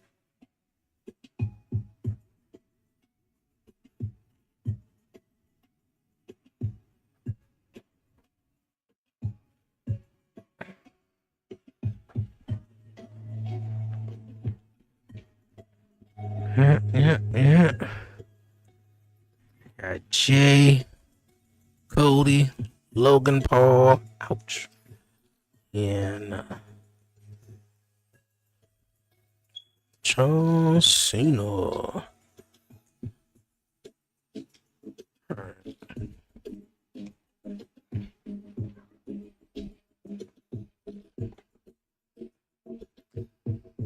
So annoying. There we go.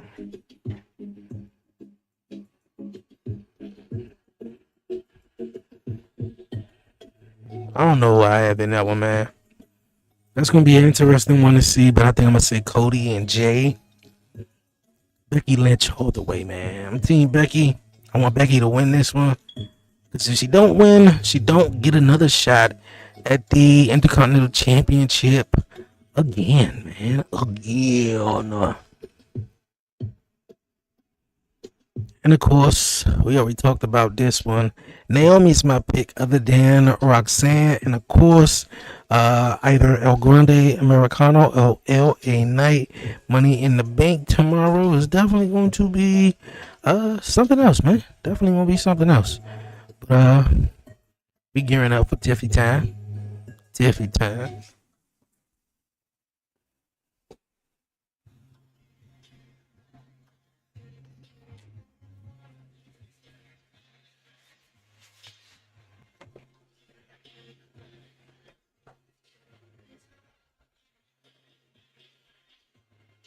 The making of Mike Tyson.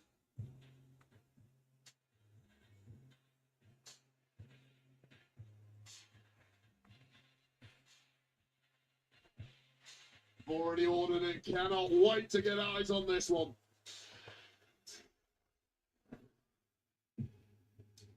Yeah, it's supposed to be a movie or something to make it on Mike Tyson. Muy bien, Santos. ¿Por qué nos trajiste aquí? A ver. Familia. Después de esa reunión que Bro, I tuvimos, want to say one thing, man. claro que vamos That has been a really underrated thing about SmackDown every week. Is this Legado del Fantasma. They've been doing their thing, man, and the vignettes and telling the story among themselves, and I'm digging it. público, nuestro México. They got a great look. Obviously, I think Santos Escobar could be a great mid-card champion. Possibly, you know, a future world champ, maybe. Psycho Clown, pagano, y el que siempre va a vivir de la sombra de su padre. Doctor Wagner III. Estamos eliminando efectivamente el alma y el corazón de esa casa. Así que mucha atención. Sé que podemos. Tenemos las herramientas para hacerlo. A establecer a quién le pertenece el mundo de la lucha libre frente a nuestra gente, nuestro público, nuestro país, a la voz de dos palabras. Legado. Legado del Fantasma. ¡Viva México!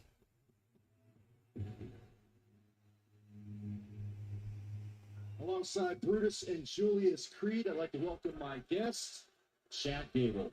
Chad, big day for you tomorrow at Worlds Collide, where you challenge El Hingo del Vikingo for the AAA Mega Championship.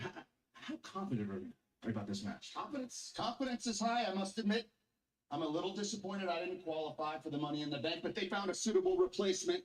The greatest luchador of all time, El Grande Americano, is going to climb the ladder and take the briefcase home. And as for me, I find my own way into the history books tomorrow when I defeat Vikingo at Worlds Collide and win the most prestigious title in all of Lucha Libre, the AAA Mega Championship. Coming home with me.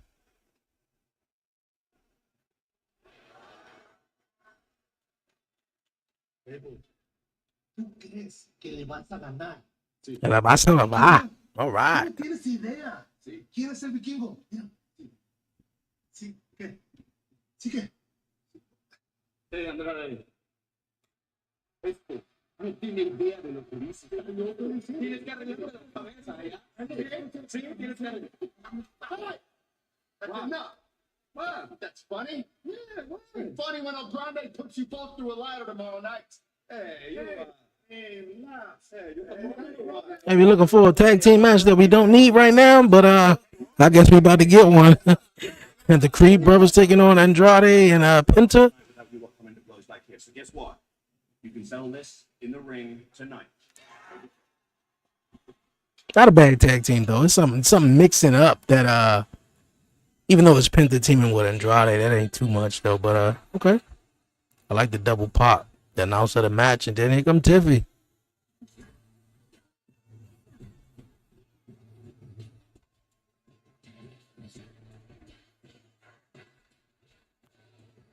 Ladies and gentlemen, please welcome the WWE Women's Champion, Tiffany.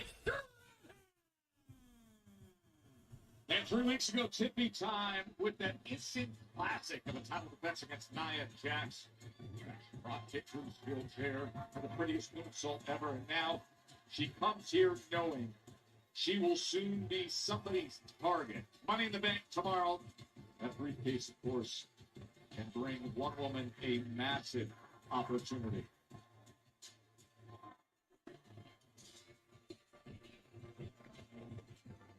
Money in the Bank is presented by Cash App, your financial tag team partner. Cash App is always in your corner. Excuse me. Let's see what she about to talk about.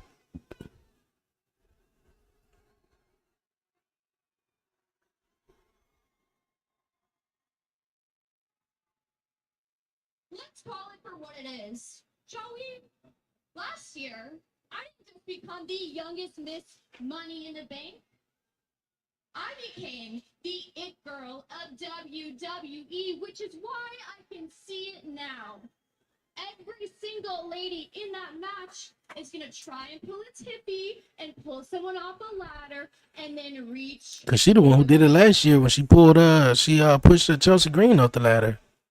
That Money in the Bank. Every single lady in that match is championship material, right? But it doesn't matter because whoever wins Money in the Bank, their world will be revolving around me. So, ladies, you can win the match, you can trend for one night, but I fear no one can outdo the doer because Bakersfield, are you ready?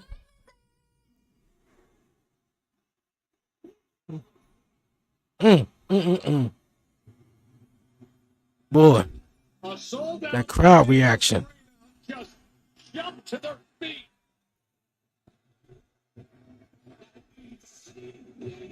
Get demons in your dreams.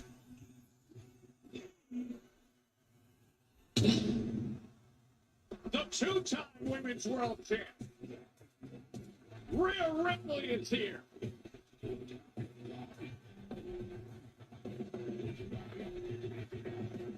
Two and a half weeks ago, earning her way to Money in the Bank. All the devils made. The stock is standing made. If you should.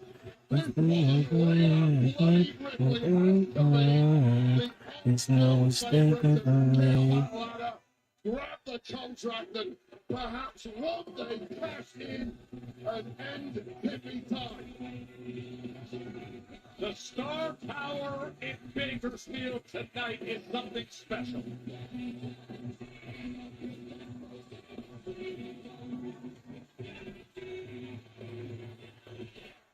Money in the Bank is 2 hours down the road tomorrow, and with that, everybody is come to Friday Night SmackDown.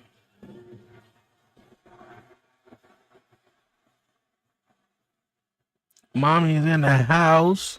Mommy in the bank.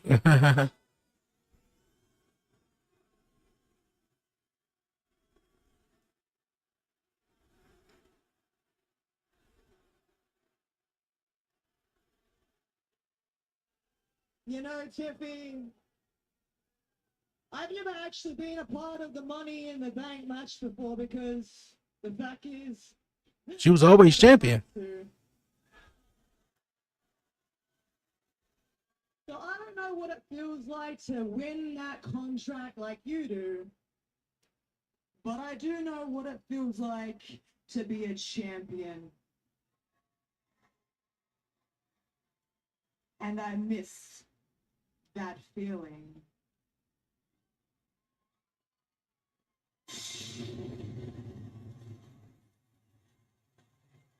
Stephanie back here.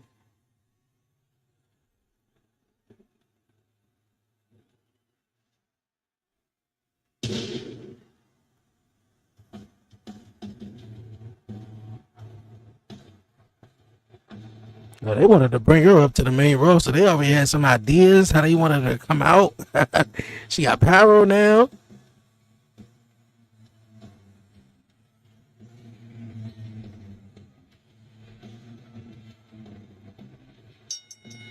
The following contest is a 6-woman tag team match scheduled for one fall.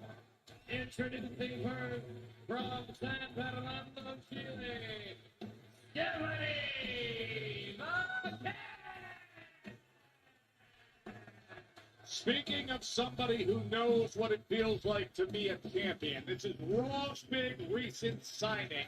The first woman in NXT history to hold both NXT singles titles at the same time. Alexa. It just gets better and better, Wade.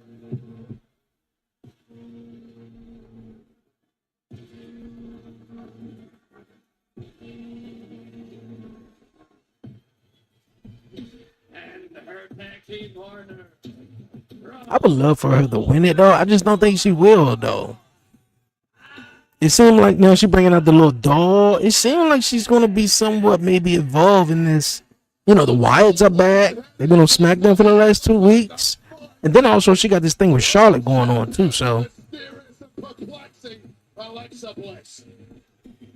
And this match on Friday SmackDown presented by Twisted Tea, Hard Iced Tea. Keep it twisted. Please drink responsibly. yeah, that's what's up. On July 12th, a classic returns. Louder, tougher, and hitting harder than ever. They're gonna have to have some matches on that card because I know a lot of people probably going to be tuning in for AEW's. And it comes on at 3 too. You know, what else is that night? You got the Great American Bash. What else is on that night? Is it Saturday night's main event or is the women's pay-per-view? It's Evolution, right? I thought it's Saturday. I thought it's Saturday night's main event. It is. Yeah, so I feel like that Great American Bash card, that joint gotta be hitting.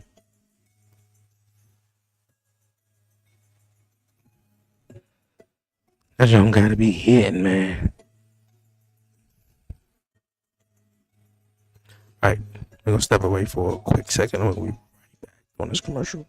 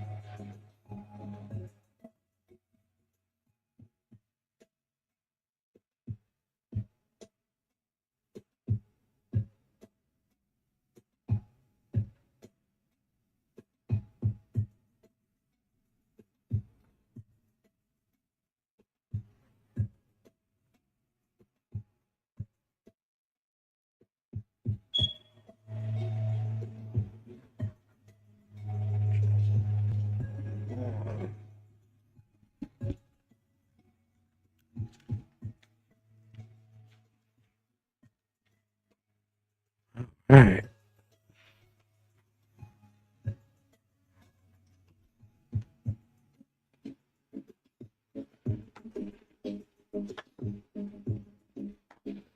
We back.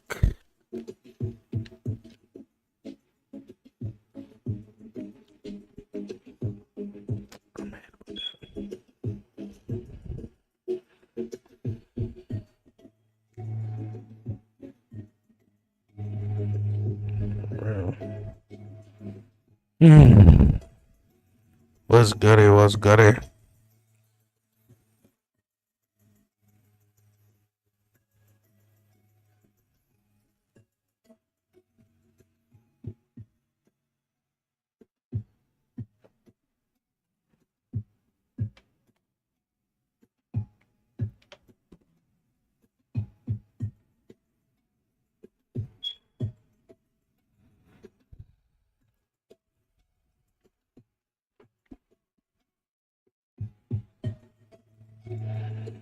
All right, man. We coming back from this commercial break or what?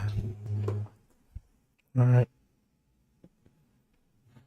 I can't believe we're only 2 weeks away from Comics Fest NYC at the Javits Center. It's going to be June 20th through the 22nd. Folks, if you haven't been, let me tell you something. It is the ultimate destination for sports fans and collectors. The world's largest. Yeah, I wonder what mommy is going to do at Money in the Bank. Superstars, all the collectibles, sports experiences, Undertaker, Try to win, but come up short. You know, and I mean, I can see her really having like a big moment. I mean, like she's also in this matchup right here with every other woman that's going to be in the Money in the Bank ladder match. You know, unless it's somebody who is going to come out and, you know, cause Rhea the matchup, which I don't think that will be the case. enter 2025. So I mean, she's just gonna have her showing out, and that's gonna be pretty much it. Proceed with caution. Naomi has grand designs tomorrow night on grabbing that briefcase, scaling to the top of the ladder, and taking her career back to the very top. And Wade, I think she. I wonder what mommy gonna do at Money in the Bank, and you put. Match of death, Yeah, I mean, she's gonna try to win. That's about it. Naomi, who was victorious. Roxanne. And her tag team partner from Laredo, Texas, Roxanne Perez. Few superstars that have made more of an instant impact in 2025 than the Prodigy. Perez, the record setter, the Iron Woman from the Royal Rumble, ingratiating herself with Judgment Day and ready for another major step in what has been a sensationally emerging career. Ingratiating herself for the Judgment Day, much to the annoyance of Liv Morgan, it would seem.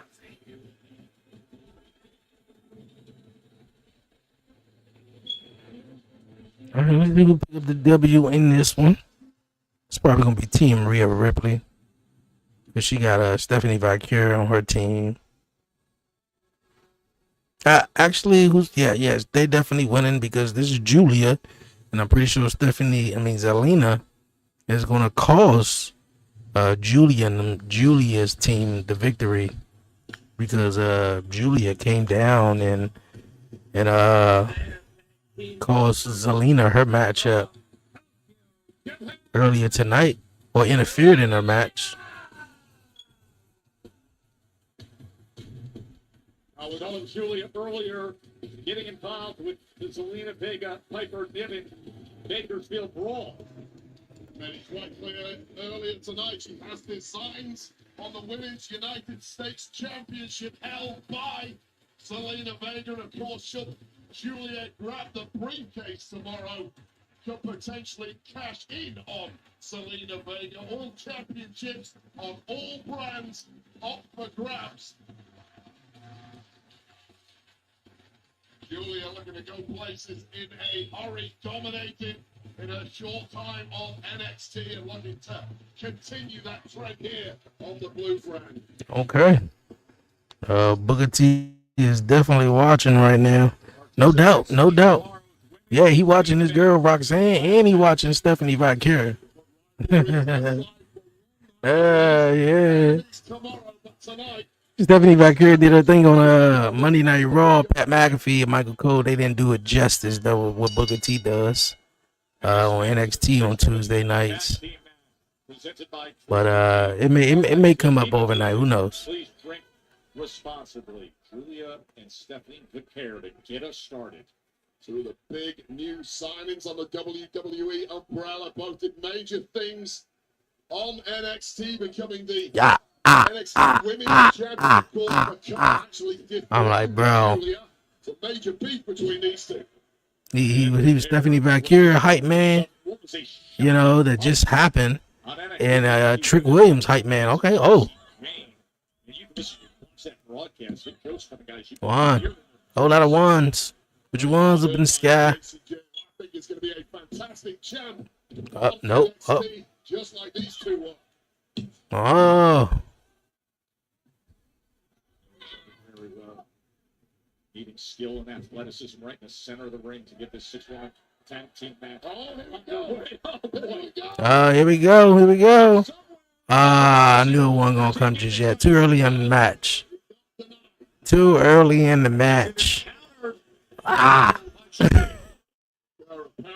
Yeah, that was straightforward.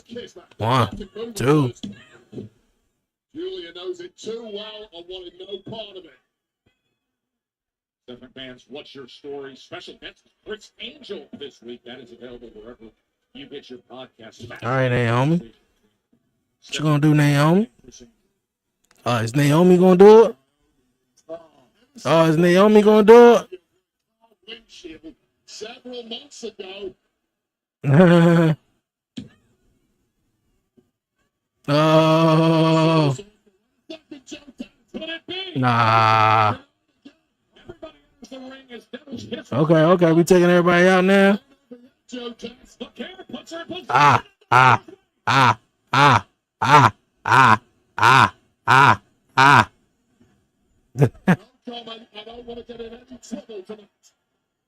La Primera, the Dark Angel, Devil's Kiss here on SmackDown. Yeah, Booker T too funny. It's taken the world by storm. Stephanie Bachar showing out this evening in the early goings. I tell you, like Booker T, like should just be a. Every time Stephanie Valkyrie having a match, Booker T should just find himself on commentary. He should just find himself on commentary, dog, and just be like, you know what? I don't know how I got here, but I just Stephanie was in the ring, and I'm just happened to be the commentary for this one. I'm telling you, man. And I think the reason, obviously, I don't think it's because the crowd reaction to it. I think it's more so. It's not about Stephanie Valkyrie hitting the move. It's more about Booker T and his reaction to the move. That's what it's about. And then not only that, they are in the Performance Center. The Performance Center ain't big at all. It ain't big at all. So in that small space, you can hear Booker T loud and clear talking about ah. So it's perfect. It's perfect. Yeah, he should just find himself just out of the blue, calling Stephanie Valkyrie matches. Not only that, they had an incredibly short-lived run together on Raw. Lasted about 3 weeks, and then Julia was apparently sick to death. Yeah, he's so good at reacting. Ah. You know what it remind me of too when I think of it? I don't know if you've seen like these videos, like I want to say they're like dad jokes in a way, where it's a couple of guys and they be like, hey, why is such, and they just start laughing like ah. That's what it kind of remind me of, though. They all have massive goals, which includes winning the Money in the Bank ladder match. You mentioned the different personalities, but I don't know that there's any like what we've seen Alexa Bliss. lately. And here comes Alexa Bliss. Naomi is But they used to call her 5 Feet of Fury. Oh, but utilizing that danger immediately is the astoundingly good Alexa Bliss. Alexa Bliss, a past Money in the Bank winner. She's looking to reclaim that past glory. Outstanding turn to action for Bliss. A couple of surprise returns already this year from Alexa Bliss. Hasn't spoken too loudly about goals, but clearly yeah, he's good on commentary. Oh, is part of it. Roxanne. You gotta watch out for Roxanne, Alexa. Naomi still clapping her hands while she's down, though. That's hilarious. Like she did something, though. Alexa Bliss was taking control with all the momentum. Roxanne Perez turned and neutralizer, slamming into the steel steps. Yeah, and Roxanne Perez, incredibly calculating, incredibly manipulative, knows exactly when to pounce, as we just saw with Alexa Bliss there, and that is the kind of skill set that is going to serve you very well in a matchup like the... See, I don't see them making like Monday Night Raw like a three-man commentary booth again. The two-man group worked well. You know, Michael Cole and Pat, or whether it was Joe Tessitore and Wade Bird, or whether it was Michael and Corey Graves. I feel like the two-man commentary team, you know, works better. You know, so NXT, that was just like, look here, we don't know what to do with Corey. I don't think he's, you know, cleared to wrestle again, so we're gonna stick him back on commentary. I think Wade Bird was growing and impressing at a certain rate on commentary that I think a lot of people didn't even think he would be. You know, all those years ago, what it was, 2010, 2010, that the Nexus came about, I believe, 2010, 2009. It was one of them. I want to say it was 2010. Yeah, it was the summer of 2010, I want to believe. Great opportunity to 15 years later, I wouldn't really thought of like, oh crap, Wade Bird would be on commentary and he'd be killing it. that much easier. Bliss is now fading quickly. I miss Samantha Irvin. You know what? I don't know, man. I mean, like, Samantha Irvin was dope. I feel like if Samantha Irvin, if to come to find out, man, whether she didn't want to do it, she wanted to be more than just but she just did it and it was like, you know what? She just like, okay, well, they won't give me another opportunity to be like a manager. They won't give me. I'm gonna do this better, and I'm gonna be great. People will be talking about Samantha Irvin, when it's all said and done. Look, Julia is literally like cheating in front of the referee, though. But yeah, Samantha Irvin was dope, man. She really was dope. The way she did things was just really cool. But it was unfortunate to hear in the news though, like she didn't really want to do it. That's like almost, here when I first heard the situation, that's almost finding out you were in a relationship for however long Samantha Irvin was there for a while, and to come to find out when it was over, she ain't never want to be in it, to begin with. I'm like, well, goddamn, this bullshit here. But hey, she did what she did. She did the best she could, and she killed it.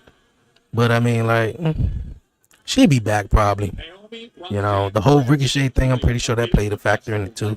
She wanted to accomplish more things outside of WWE. She didn't want to be like a Lillian Garcia to where it was like when Lillian, I don't want to say when Lillian, she started rising. Well, when she started rising, Lillian also did the, I think the national anthem before Monday Night Raws. And she had a singing career, and it was kind of like difficult to pursue that singing career and touring and also being at Monday Night Raw every single week. So she left to do music for a while, and now she's back, and we'll see Lillian every couple of months at Saturday night's main event. She will come back one day. Lillian is great also. Yeah. After CM Punk, man, anybody coming back. Any and everybody can come back. I don't care what nobody say, man. I never thought Punk would come back, but he came back. All the way slam.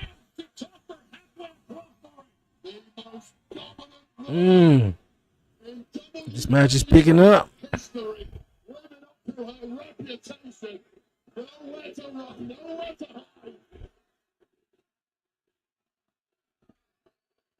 Trying to go for side Russian leg sweep. Rhea like, nah. I find this to be crazy too. This was Rhea Ripley, Dominic Mysterio's OG mommy. And you got Roxanne trying to be the new little woman that's trying to sweep in and take Naomi, break up the cover. Trying to swipe Dominic off his feet. Okay. Everybody getting their little hits in. Sister Abigail to Julia.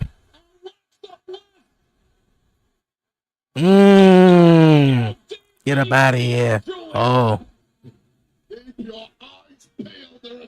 Yeah, but Rhea Ripley looking for the riptide. She turned that joint around to a tornado DDT. Yo, I knew this was gonna be like the match of the night. Like Rhea, Roxanne would be dope. Roxanne, Liv Morgan.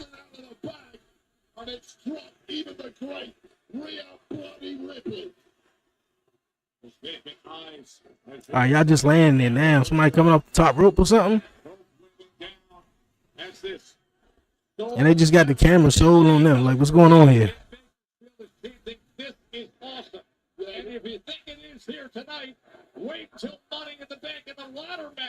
Are you gonna tag her, Roxy? What's up?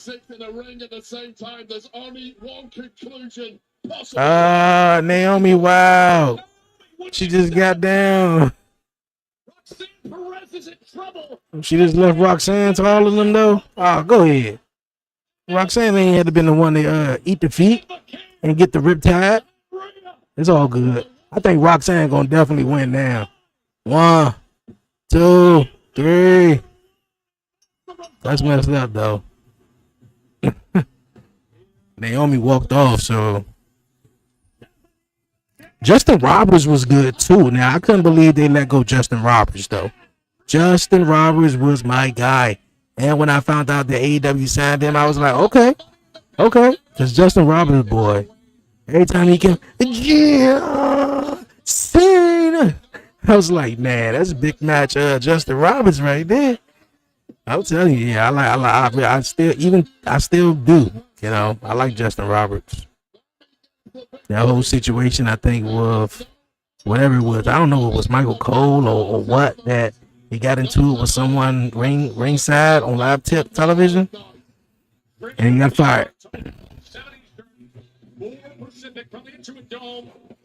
Him, Lillian will be on Raw and SmackDown one day. Hey, we'll see. Now, one guy, man, who was on commentary, man, just because of depression, anxiety, and all that other stuff, and not used to traveling, you know, a heavy load. I don't know if you guys remember Mauro Ranallo.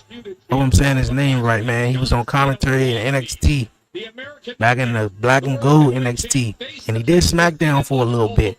You know, SmackDown Live back in 2017, I think 2016. He did it for a little while, but boy, Mauro Ranallo would have been a beast.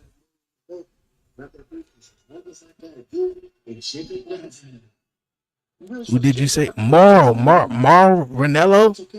You gotta look him up. He's the Showtime boxer. He do Showtime boxing commentary, but he was on commentary back in the black and gold days. Mauro Ranallo. Look at that. I could be saying the name wrong, but Mauro Ranallo, boy, he would have been great. He does. And by the way, but you know, the traveling and the depression and all that wasn't. It was too much for him. All this man does is just think about himself. He is literally all gas and no brains. Hey, yo, let me find out Jacob is listening to this conversation, right? I got it under control. He's going to be listening to this conversation. Hey. I knew it.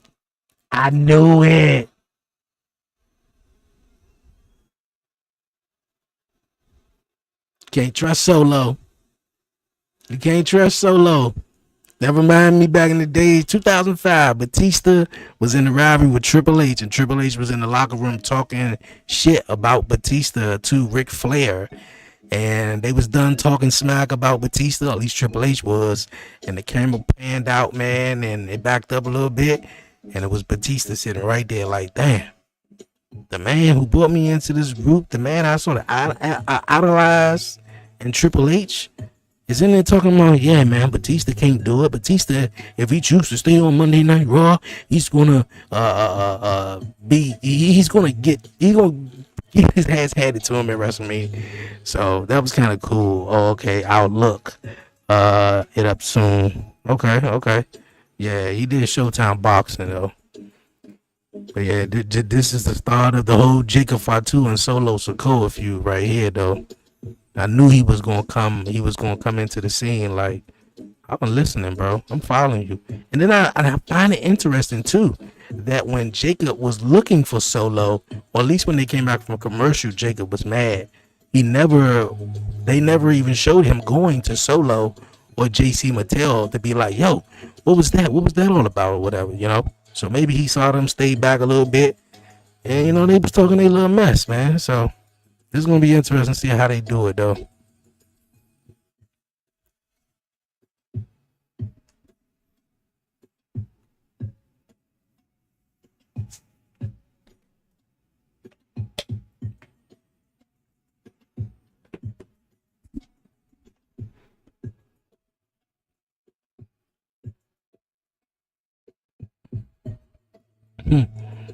You don't love Solo no more? Nah.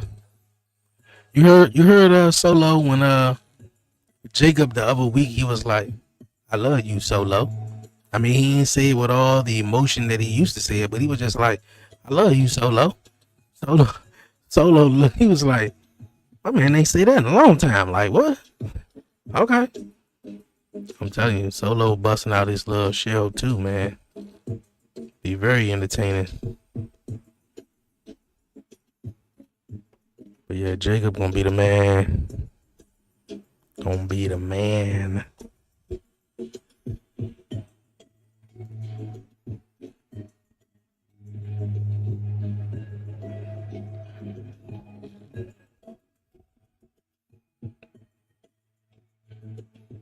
Tongue twister. I love you, Solo. Yeah, it could be a tongue twister. If you don't really want to say it, I guess.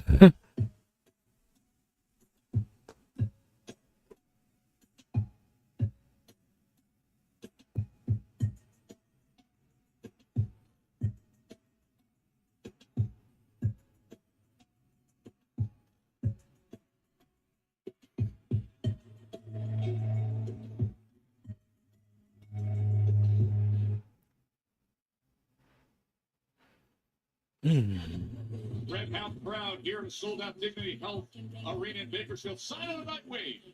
Cody Rhodes will be up later on tonight, face to face with John Cena. I love Solo. I don't know if Jacob Batu feels the same way. All gas. Every time. Let's go, Cena. Cena suck. That is a cool sign. Oh boy, you know what? I thought it was the actual feed. I was like, yo, did the Wi-Fi go out? Okay, so we back to these promos. That's how you do it. Is not healed by time. It is a festering wound. It is continually being ripped open by an echo of a presence that is no more. You don't forget. You can only accept that which cannot be changed. I've watched the tag team division, the loyalty, the trust, the brotherhood. But is that bond unbreakable? From our loss, we have become a family.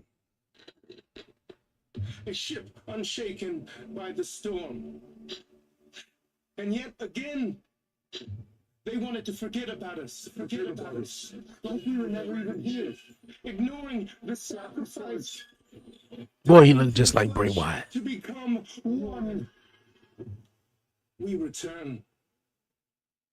Not for nostalgia. Not for closure. But to rip open the wound of apathy and take what we are owed. Your brotherhood will be tested. The time for repentance has passed. Accept your condemnation. Your brotherhood will be tested. Accept your condemnation. We will not be forgotten. Okay, I dig it. I really do dig it, man. You got the whole tag team division looking around like, oh man, I'm thinking. But I like how they went back to what was working, right? When those vignettes first started, after they debuted it, man, they were working. But then what they do, they were so adamant about getting them in the ring and putting them in the matches. You know, like the vignettes were working. The vignettes with Bo Dallas, I was about to say Bray, with Bo, Eric Rowan, all of them was working. They didn't need to rush it. He said, I'm starting to get tired. This is when the main event should be going on. Yeah. If this was Raw, the main event would have just been going on. Yeah. Yeah, nice try. We ain't forgetting about those tag team titles. And look, we know the Wyatts mean. Why you wait till you leave? Why you couldn't say that when he was right here?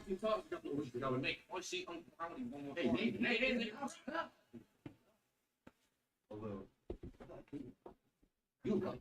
And we are undefeated on SmackDown. So I think we should teach the Wyatts a lesson. I'll say that's a great idea.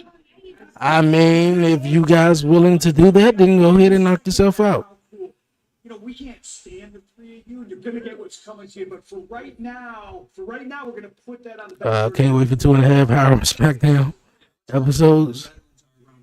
It's us. We set the standard, so if anyone's going to bring the fight to the Wyatts, it's going to be us. Hey, another great idea. Great idea. Go get it. Yeah. Nick, you think any of those three teams would make it? Sure you did. Thank you all for your input. Look at Nick.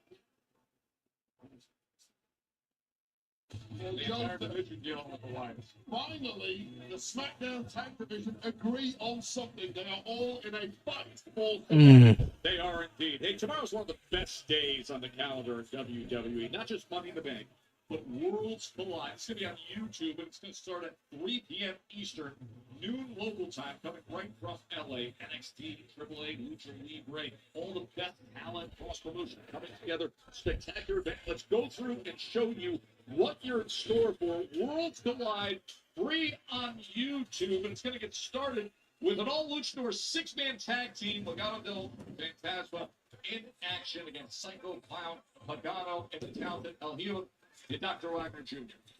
Stephanie Baker. We saw her moments ago. She will be teaming up alongside NXT's Lola Vice to take on Triple A's Chick Tormenta and Dalise in tag action at Worlds Collide. And then the action continues, and it'll mean so much for Dragon Lee and Cruz del Toro as they team with Lince Dorado, who steps in for Joaquin Wild to face Mr. Iguana, Aerostar, and Octagon Jr. That'll be a spectacle. Ooh. And the NXT North American Championship will be on the line as the Oh, that's another match. That's another match I'm looking forward to. The Fatal 4-Way with Ethan Page, Ray Phoenix, Laredo, and Javon Evans. And, of course, Vikingo taking on Gable. Them the only two matches I'm looking forward to. I know everything else is going to be crazy. It's going to be dope. But them the only two matches I'm really looking forward to. Because I feel like this could have been 10 times better, which they may do another one maybe in the fall. But, man, if you just put TNA with this, man, like, they had a working deal with TNA before they did with AAA. So I feel like TNA should have been involved in that Worlds Collide. Maybe they couldn't, do it or whatever the case may be. But I feel like that would have been crazy, man. The TNA, AAA, and WWE NXT. That would have been lit, if you ask me.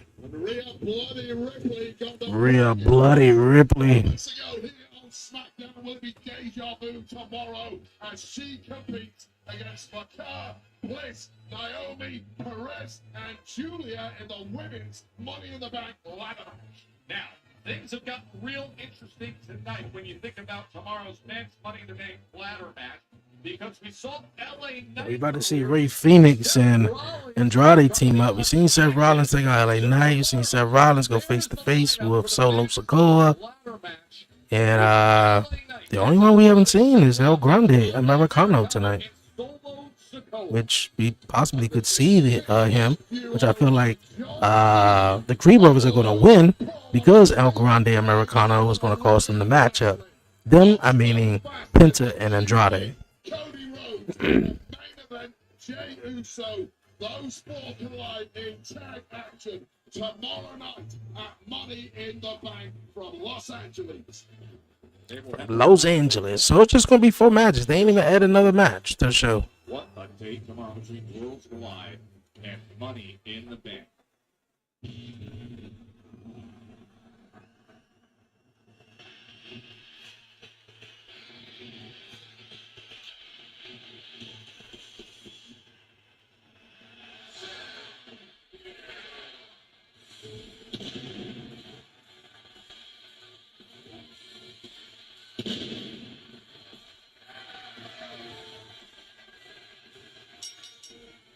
Following tag team contest is scheduled for one fall. Introducing her from Ecatepec, Mexico, weighing in at I'm telling you, you play with Penta on the game just to see his entrance, man. just to see him make the smooth operator entrance. I wonder how that signature strut would look with a Money in the Bank briefcase coming off. Smooth operator. I don't know how it would look, but it would certainly feel pretty Smooth operator. all the plays in 2025, and that could be his crowning moment. In a signature pendant driver on Chad Gable to make it to Money in the Bank. I mean, the world has just gone lucha crazy at the moment, and this guy might. No, the world is going to lucha crazy. Say that lightly. Absolutely mind-blowing every time he's on our screens. Giving up with Andrade to face American Made. That's next. That's what's up. Satiro, Miadero. All right now. Cool SmackDown. Cool SmackDown ahead of Money in the Bank tomorrow night, man. For real. We getting up on our semi-main event, I guess, if you want to call it. The Creed Brothers, American Made, taking on Penta and Andrade, man. Once again, we live here on TikTok Live, YouTube, Facebook. I mean, not Facebook, but YouTube and Twitch. If you haven't done so already, man, I don't know what you're waiting for. Definitely hit the like button down below. Like, follow, share, and definitely make sure you subscribe to the 1130 podcast, man. For real. But yeah, man, been a cool SmackDown, man. Been a cool SmackDown so far. Really cool SmackDown. The women killed it. If you gotta ask me, I'm pretty sure this is the last match on tonight's show. With the Creed Brothers, American Made, taking on Andrade and Penta, which, you know, that could be a nice tag team matchup, which I don't doubt it. But the match of the night, man, if you ask me, we got what, 50 more minutes left in the show? Actually, 54, 53 now. 53 minutes left on the show. So, I mean, if you ask me, the match of the night was definitely the 6-woman tag team matchup. As always, man, it's crazy. The women just kill it every single time. You know? So, yeah. Sierra, Metero. Look at, I've been trying to figure that out for years. Even when he was in TNA. I mean, not TNA, but AEW. I'm all over the place. So much was running through my mind. But hey, yeah, like he used to say that all the time when he was with Penta and Lucha Bros. Metero. And even when they was in AEW, it was much louder than it is in AEW. I mean WWE, but I'm pretty sure a lot of people trying to, you know, figure him out and what does that mean and what is he saying and stuff like that. So should be a cool matchup coming up, man. Should be a cool match. Definitely. Man, join the chat. Everybody that's watching on YouTube.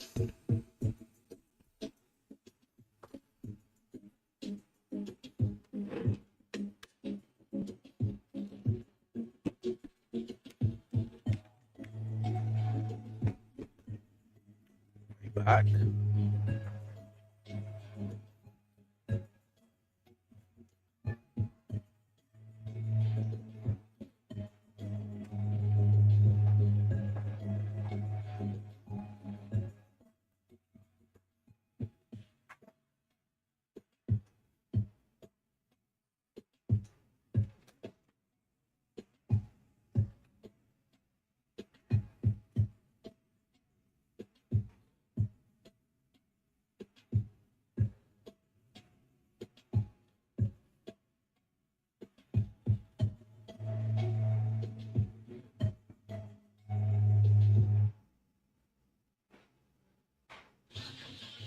Been talking a lot about the happenings this weekend in LA, but what about what's coming your way July 12th and 13th in Atlanta?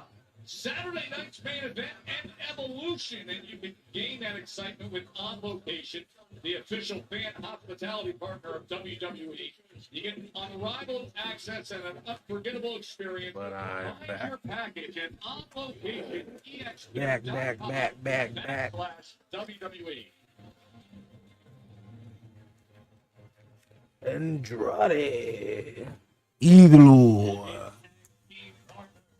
That was his old theme song before he got released. Signing autographs, man, during your entrance, bro. That's what's up. Yeah, that's Andrade Idolor, whatever his name was before. Before this last run.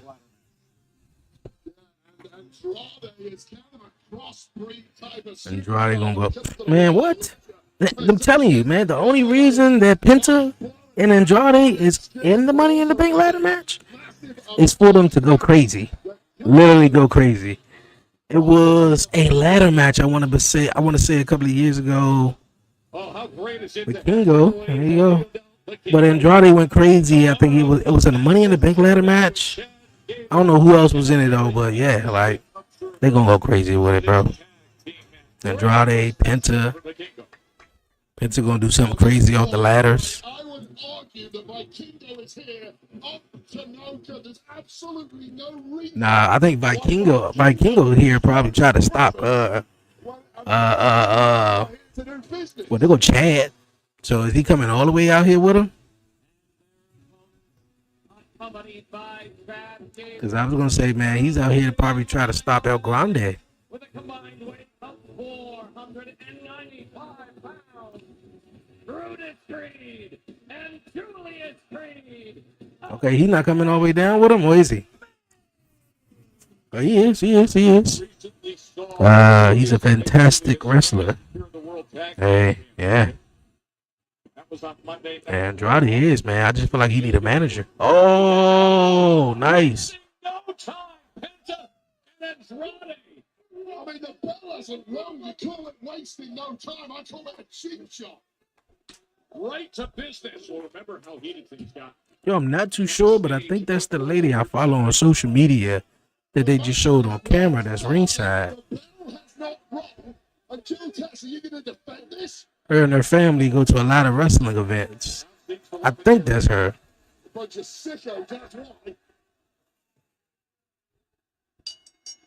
We are underway. There's the bell. Andrade looks to get the best of Brutus early on. Presumably, it's Brutus that is legal. And this is refreshing, man. Seeing some, I mean, well, you know, you see Penta taking on Chad Gable and American Made, but it is refreshing seeing another tag team take on American Made, you know, and Andrade and Ray Phoenix. I mean, excuse me, Penta. Names, just the names today, huh? Oh. And unsurprisingly, Chad Gable on the outside is absolutely unranked. As he tags Penta. And Penta delivers right to the sternum. That is a one for Brutus.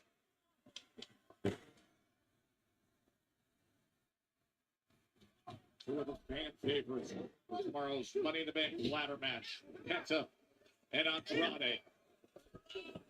It's all well and good right now. We saw what happened earlier between Roxanne Perez and Naomi, who were supposed to be tagging together. That fell apart real quick. You can see Penta and Andrade are capable of holding it together now that the Creed brothers have managed to swing the momentum. Maybe that's pumpkin soup.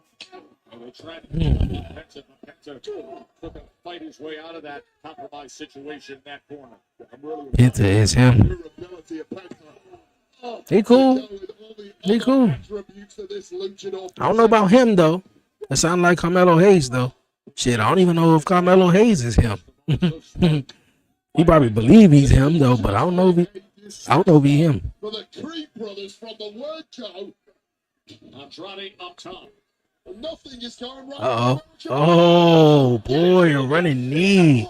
Big Stone running, launching, big knee from Julius. And I'll tell you right now, that's nothing. Gut wrench suplex. That was sensational from Julius Creed. I feel the need. The need. Oh, belly to belly. He just launched off of his back to turn this match around. How well has Master Chad Gable got this crew trained? Kick out at one. The Creed finding a way. Gable's loving it.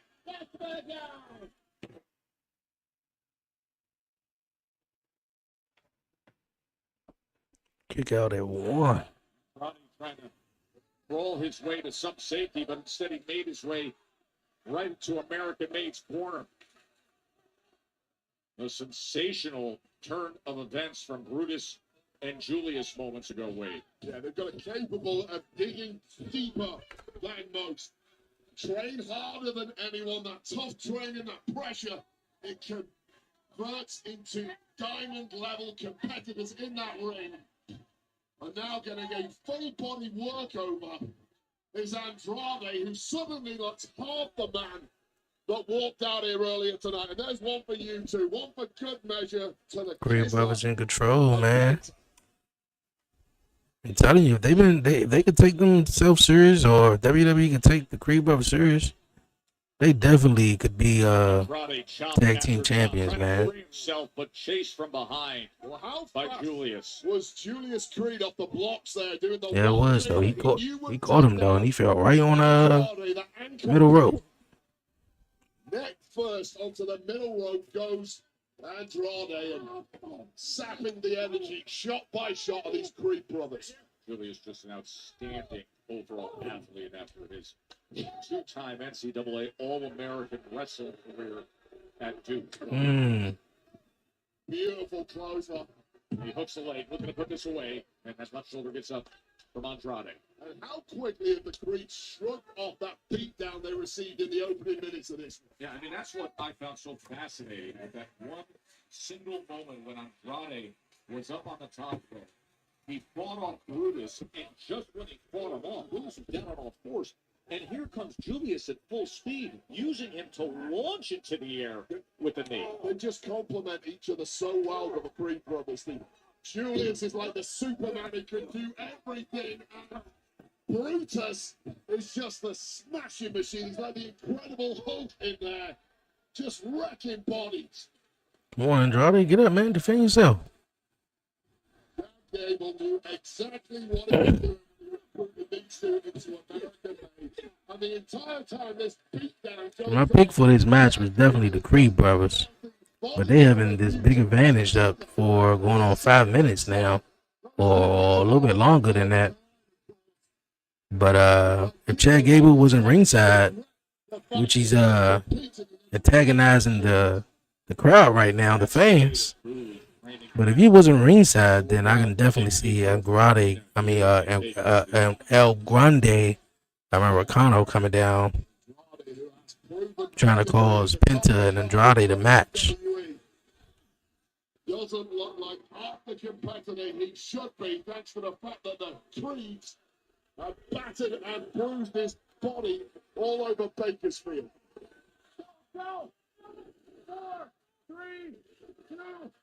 Joe Tessitore and Wade Barrett with You can just hear them counting down, coming back with commercial break. Coming back from it. Penta's going to be a part of it, but right now he's on the other side of where he doesn't want to be. Is the Creed's been getting the best of him, and he's looking for the. It's not a bad tag team match though tonight. Participant Penta.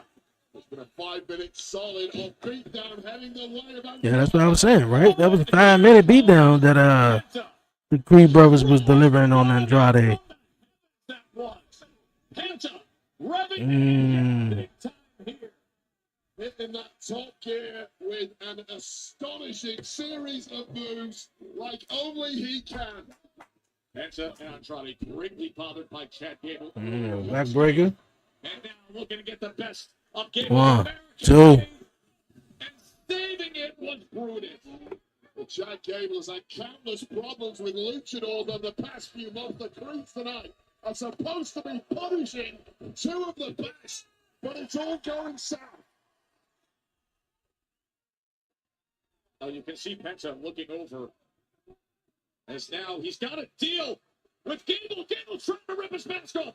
Gable trying to rip his mask off. By Kingo, who isn't supposed to be in the match. He ain't even in the match though. He outside, brawling with Chad Gable. They're going to meet up tomorrow at Worlds Collide for Triple A's Mega Championship. Meanwhile, back in the ring, the roll up and the kick out. Cable and Kingo have cleared out of it. Security dealing with that now. Oh, this match breaking down now. As Julius Mexican Destroyer. 1, 2, 3.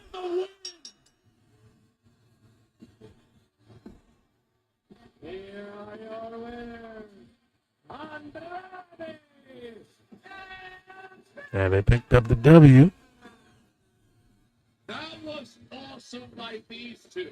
Tomorrow's only 2 of the 6 in Money in the Bank. Friendship gets put aside because the prize is so I'm telling you, Seth Rollins been coming out all night long, bro. And face to face with Solo, curve stomp, LA Knight. Now he coming out here to say we got to say to Andrade and Penta, huh? Should be interesting. Control over this entire industry with what happens tomorrow. Well, LA Knight got a severe beatdown earlier tonight. He, of course, is in the Money in the Bank matchup with Seth Rollins tomorrow, as are these two. And things suddenly go from celebration. Yeah, Solo definitely ain't coming out here. He got his own thing to worry about. The Wolves are circling, and there may be nowhere to hide. 2 of Seth Rollins' chief rivals for the Money in the Bank briefcase tomorrow are surrounded. And here they go.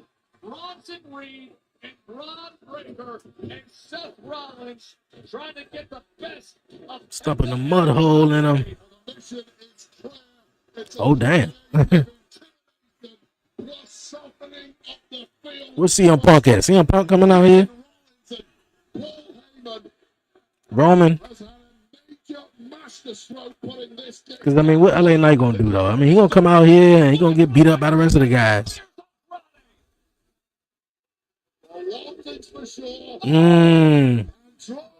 Oh. Curve stomp. Oh, boy, that was a whack curve stomp, man. That was Andrade moving. That's what it was. This is how he wants to go about his business. About stacking the deck. It's about guaranteeing victory. That is how valuable the Money in the Bank briefcase is tomorrow. And Seth Are we about to get a tsunami? No way! Tsunami!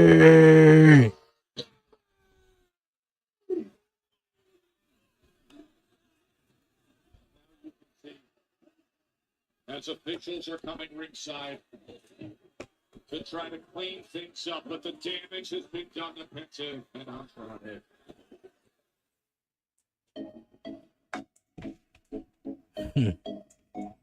They done laid him out, though. They done laid him out. You know, coming back after that one.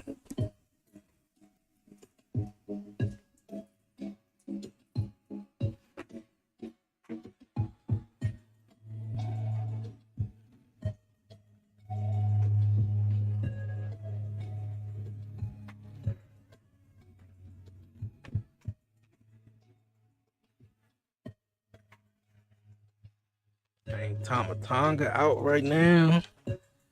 And Tomalore.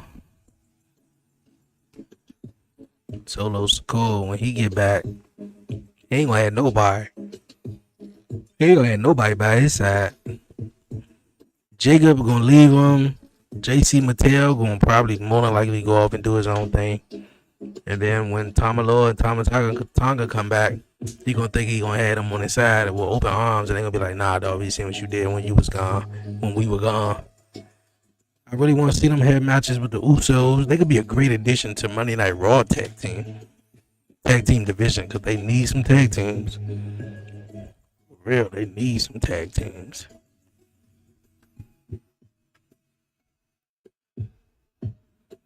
All right, getting ready for our final segment of the night. Hopefully, Cody J, John Cena, and Logan Paul. What's to say? Hope more than likely this is going to end in another brawl like it did last week. But I'm interested in seeing what is it to say that they didn't say last week, but there's their final words before tomorrow night's episode or premium live event.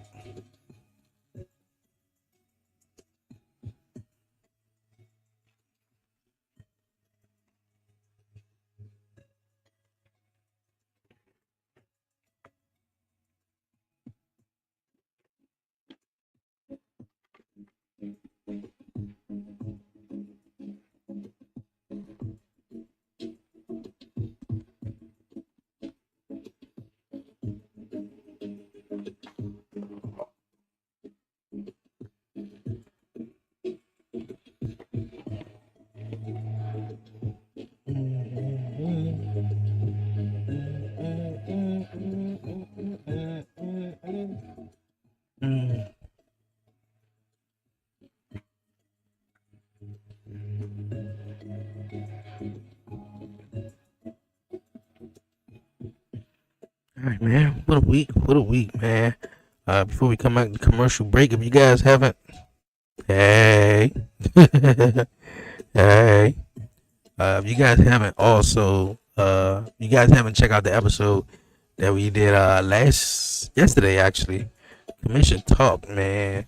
Talk Pro Wrestling episode. We talked about Mariah May joining WWE NXT.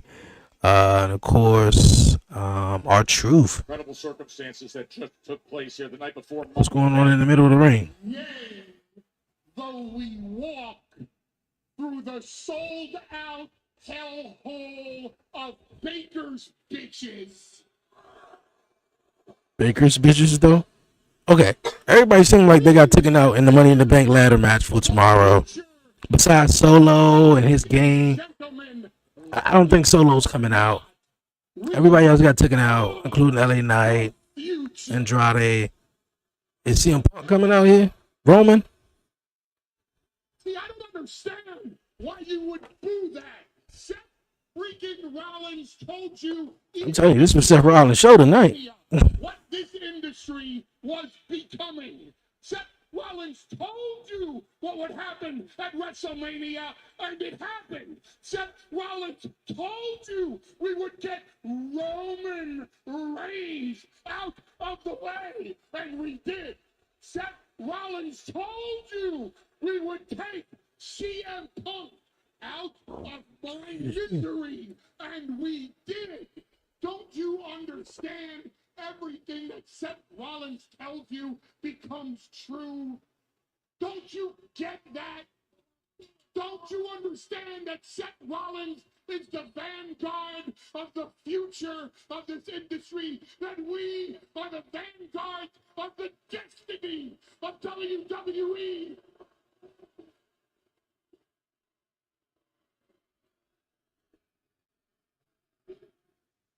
You can sit there and boo all you want. Way to go, Paul Heyman. Seth freaking Rollins becomes once again Money in the Bank. Money in the bank. We'll see. We'll see. And then, when he does, at his leisure, at his discretion, when he damn well feels like He could try to cash in the main event, but which champion would he choose? Cena or Jey Uso? the why is to solidify the power that comes with the title.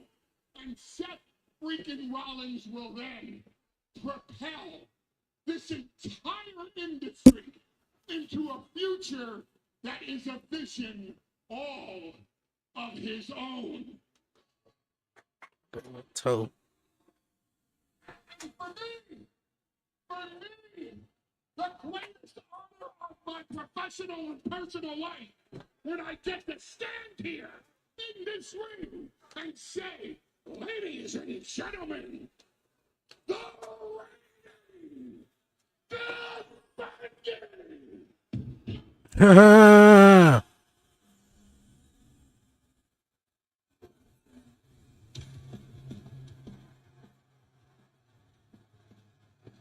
I'm pretty sure Seth wasn't like that, though. Other than getting cut off, though.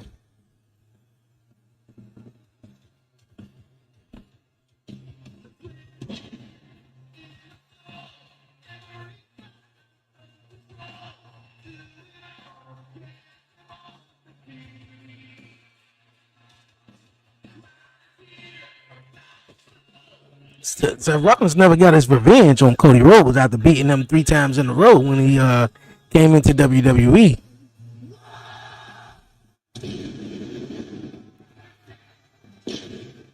When I was younger, hard times breed better men. The support, the belief that they give and they have in the American Seth Rollins, the way he looking like, bro. Did he just really cut me off?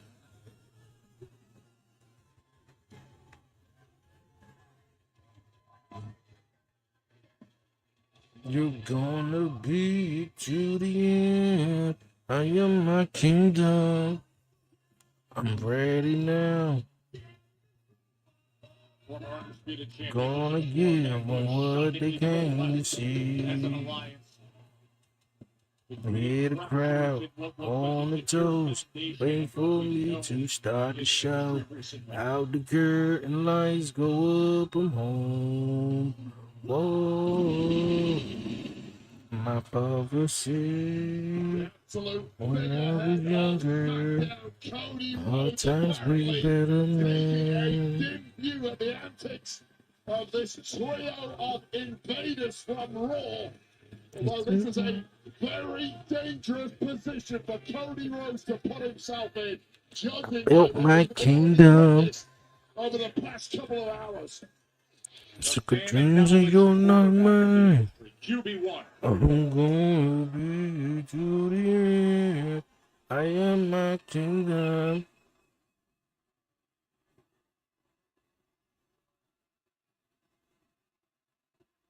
Oh, him looking at stuff is like, what are you gonna do? Oh, what are you gonna do?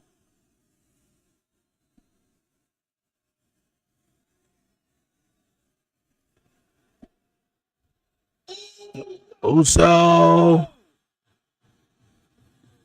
Main event Jay Uso is now in your city. Okay. Okay.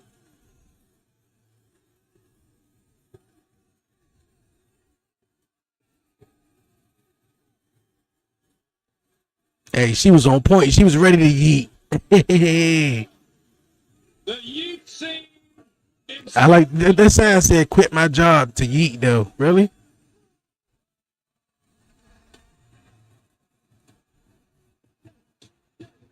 It's go time. Uso makes his way to the ring the night before the intense tag team matchup. As Seth Rollins just threw the microphone down. As a sold-out Dignity Health Arena is riding that Yeet wave. A sight, a feeling, an energy, an atmosphere that is simply unparalleled. Arenas around the world coming unglued for main event. Jey Uso, the World Heavyweight Champ, is here. The final word before they meet up tomorrow.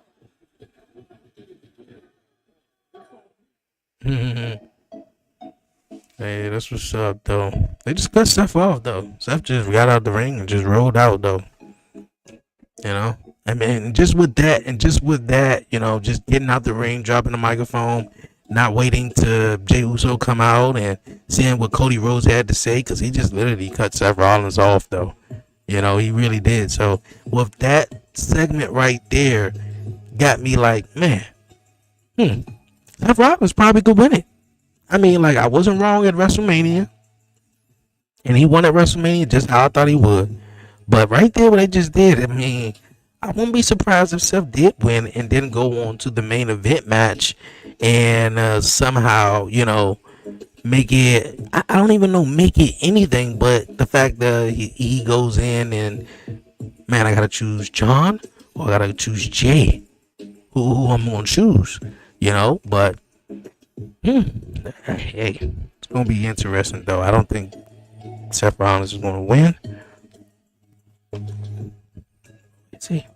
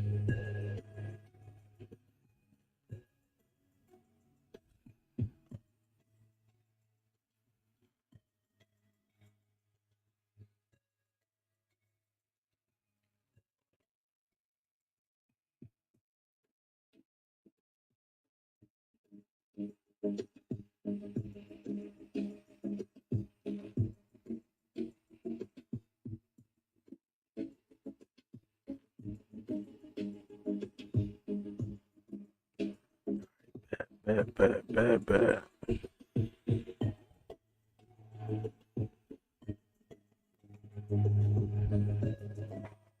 All right, man. Y'all can come back from this commercial break, man. And let's get this going on now, man.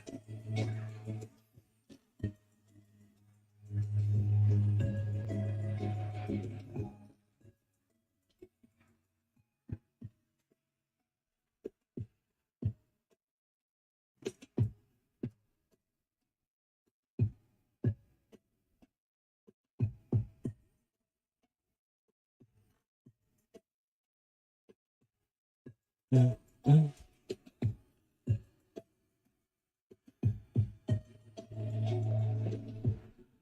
All right.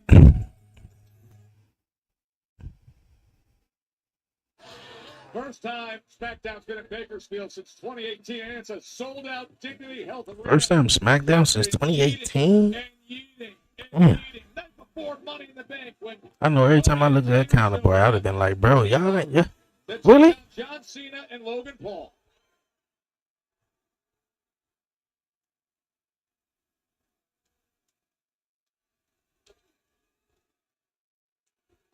Yeah.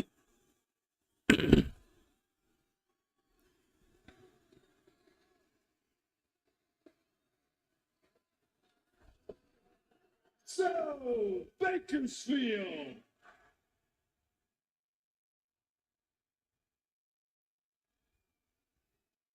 What do you want to talk about?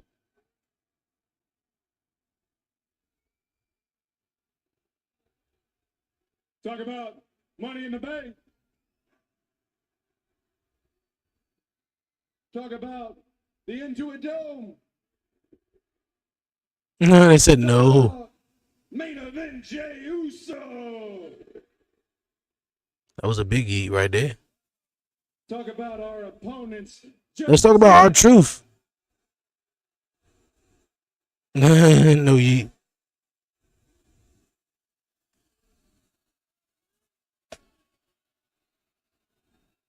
And his tag team partner, Logan Paul.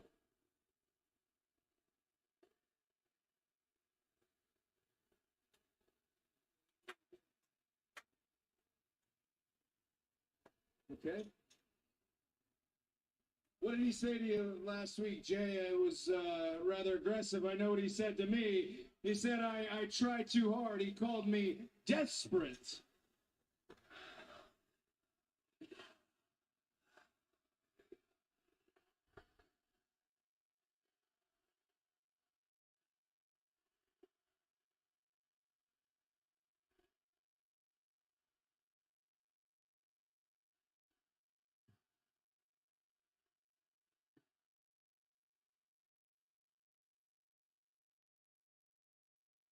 He called me desperate, which I found rather bold coming from John Cena. I mean, we all saw you dance your way on Kai Sanat's live stream. How do you do, fellow kids? We saw you 1 second kicking a man in the nuts, the next second begging for forgiveness on X. Seeing you stand in the ring with Logan Paul in 2025 is like seeing Michael Hayes standing next to the Hardy Boys. Let's talk about desperate.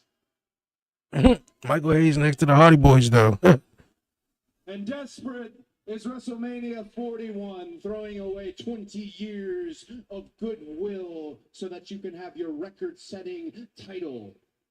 Jay, tomorrow is not about the World Championship. It's not about the WWE Championship. It's a showdown. What do you call that, Jay? A yeet down? I call that a yeet down. Yeet. 1 time for the 1 time. 4 letters. One word. Yeet. Nah.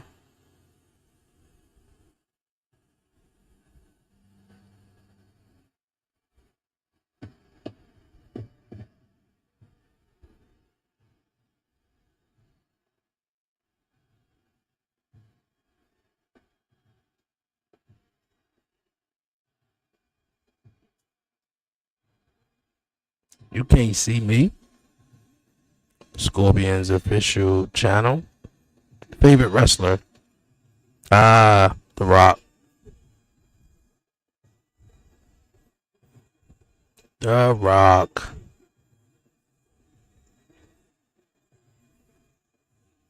Even though my man been acting kind of funny though lately though, but The Rock. I like the Lakers. I like that. My favorite NBA team is the Lakers though. I like the Lakers colors. The last time is now kind of like the old Los Angeles Lakers, font with the logo font. But definitely I like the hat though. Roman Reigns. Yeah, man. Those Cody Crybabies caused us the match of a generation, man, a couple of years ago. But Cody Rhodes got to finish his story, right? Yeah. Roman Reigns, that's what's up, man. I remember when Roman Reigns was booed out of the building, just trying to get over until he sat on the couch with the wise man, Paul Heyman, and became the tribal chief. So, yeah. Yeah, I definitely like that hat. It's Lakers style with the colors and the font.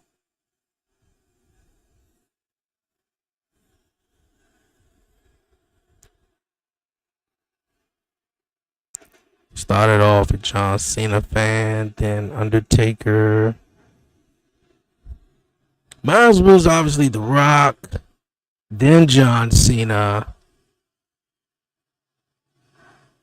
I mean, yeah, I'm a Roman Reigns fan. I mean, I don't know who ain't. Maybe some haters though, but that's kind of like the order. I mean, like who ain't a fan of the Undertaker? Undertaker OG. Ladies and gentlemen, please welcome the greatest of all time, John Cena. Hey man, love you on JD streams. JD streams? Who's JD's? You gotta remind me who JD's is. He said, hey man, love you on JD streams. Hit me though. To the abbreviations though. I'm not quite understanding, but I appreciate it though. Oh!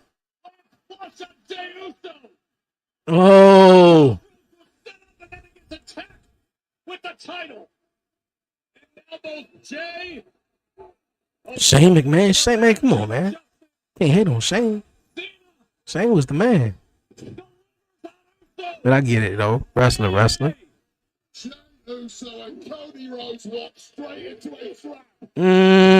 Logan Paul finisher, bro. I don't know if nobody got anything on that jump right there. Logan Paul came in on the back end of that ring introduction. Oh, he slipped on the top ropes though. Make that go viral. Oh, frog splash. Well, appreciate it though. Appreciate it. And Cena drags. Well, nothing to talk about. I literally just said, what are they going to say that they didn't say last week? Worst wrestler, in my opinion, Shane McMahon. Okay, so he did still grab the mic though. Take a good look. No one is coming to save you. Sure about that? Anytime they say that, Logan Paul with the championship right there is not a bad look though. Your dream of what the WWE is will be ruined. This is your future. I take this home. He takes that to the top.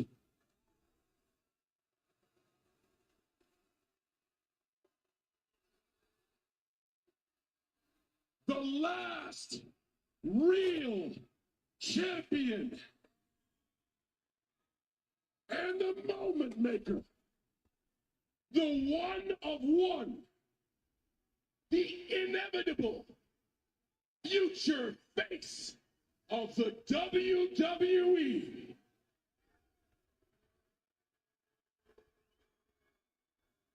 Bakersfield, Humble yourselves for the humblest. The future world heavyweight champion, Logan Paul.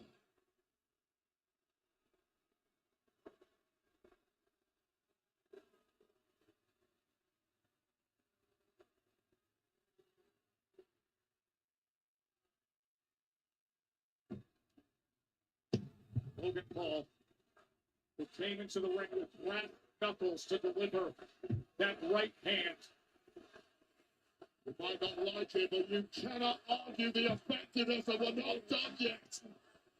As Cena throws Cody into the ring, and Logan goes out to grab Jay.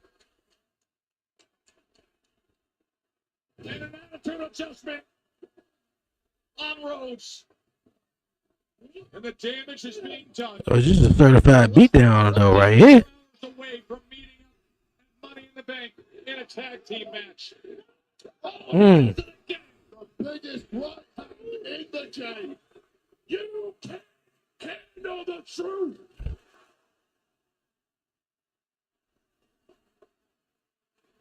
You want our truth? Our truth is right here. I like how he did that though. I really like how John Cena did that though. They have their chant for our truth. You can't handle the truth. Bro, you got the belt around your waist too like it's yours? You talking about you can't handle the truth. Look at, we wasn't talking about that. You don't try to play us. This is our truth. Cena wild. Cena good for that one. He good for that one though. Pathetic liars.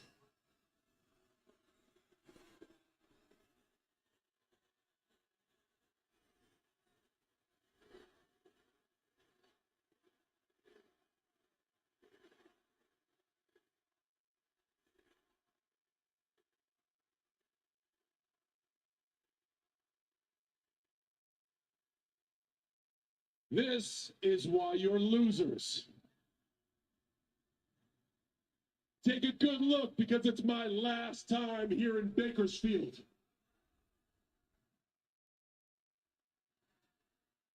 And remember these words. Winners write the history books. Ladies and gentlemen, your future champion and the last real champion. Cody Rhodes trying to get up. With Jay's World Heavyweight Championship. Cena and Paul tomorrow. Money in the Bank meeting up with the two guys who are What a show, what a show, what a show. 7 p.m. Eastern Time, streaming on Peacock. Tomorrow is Money in the Bank.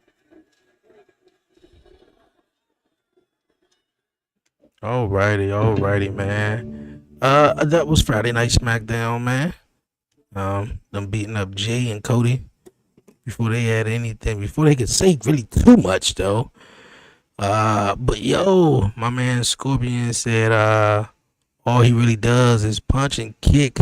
He'll be better boxer. I feel like he got that he got the strength and everything. And man, I mean, like, Shane McMahon is a part of a lot of favorite childhood memories, man.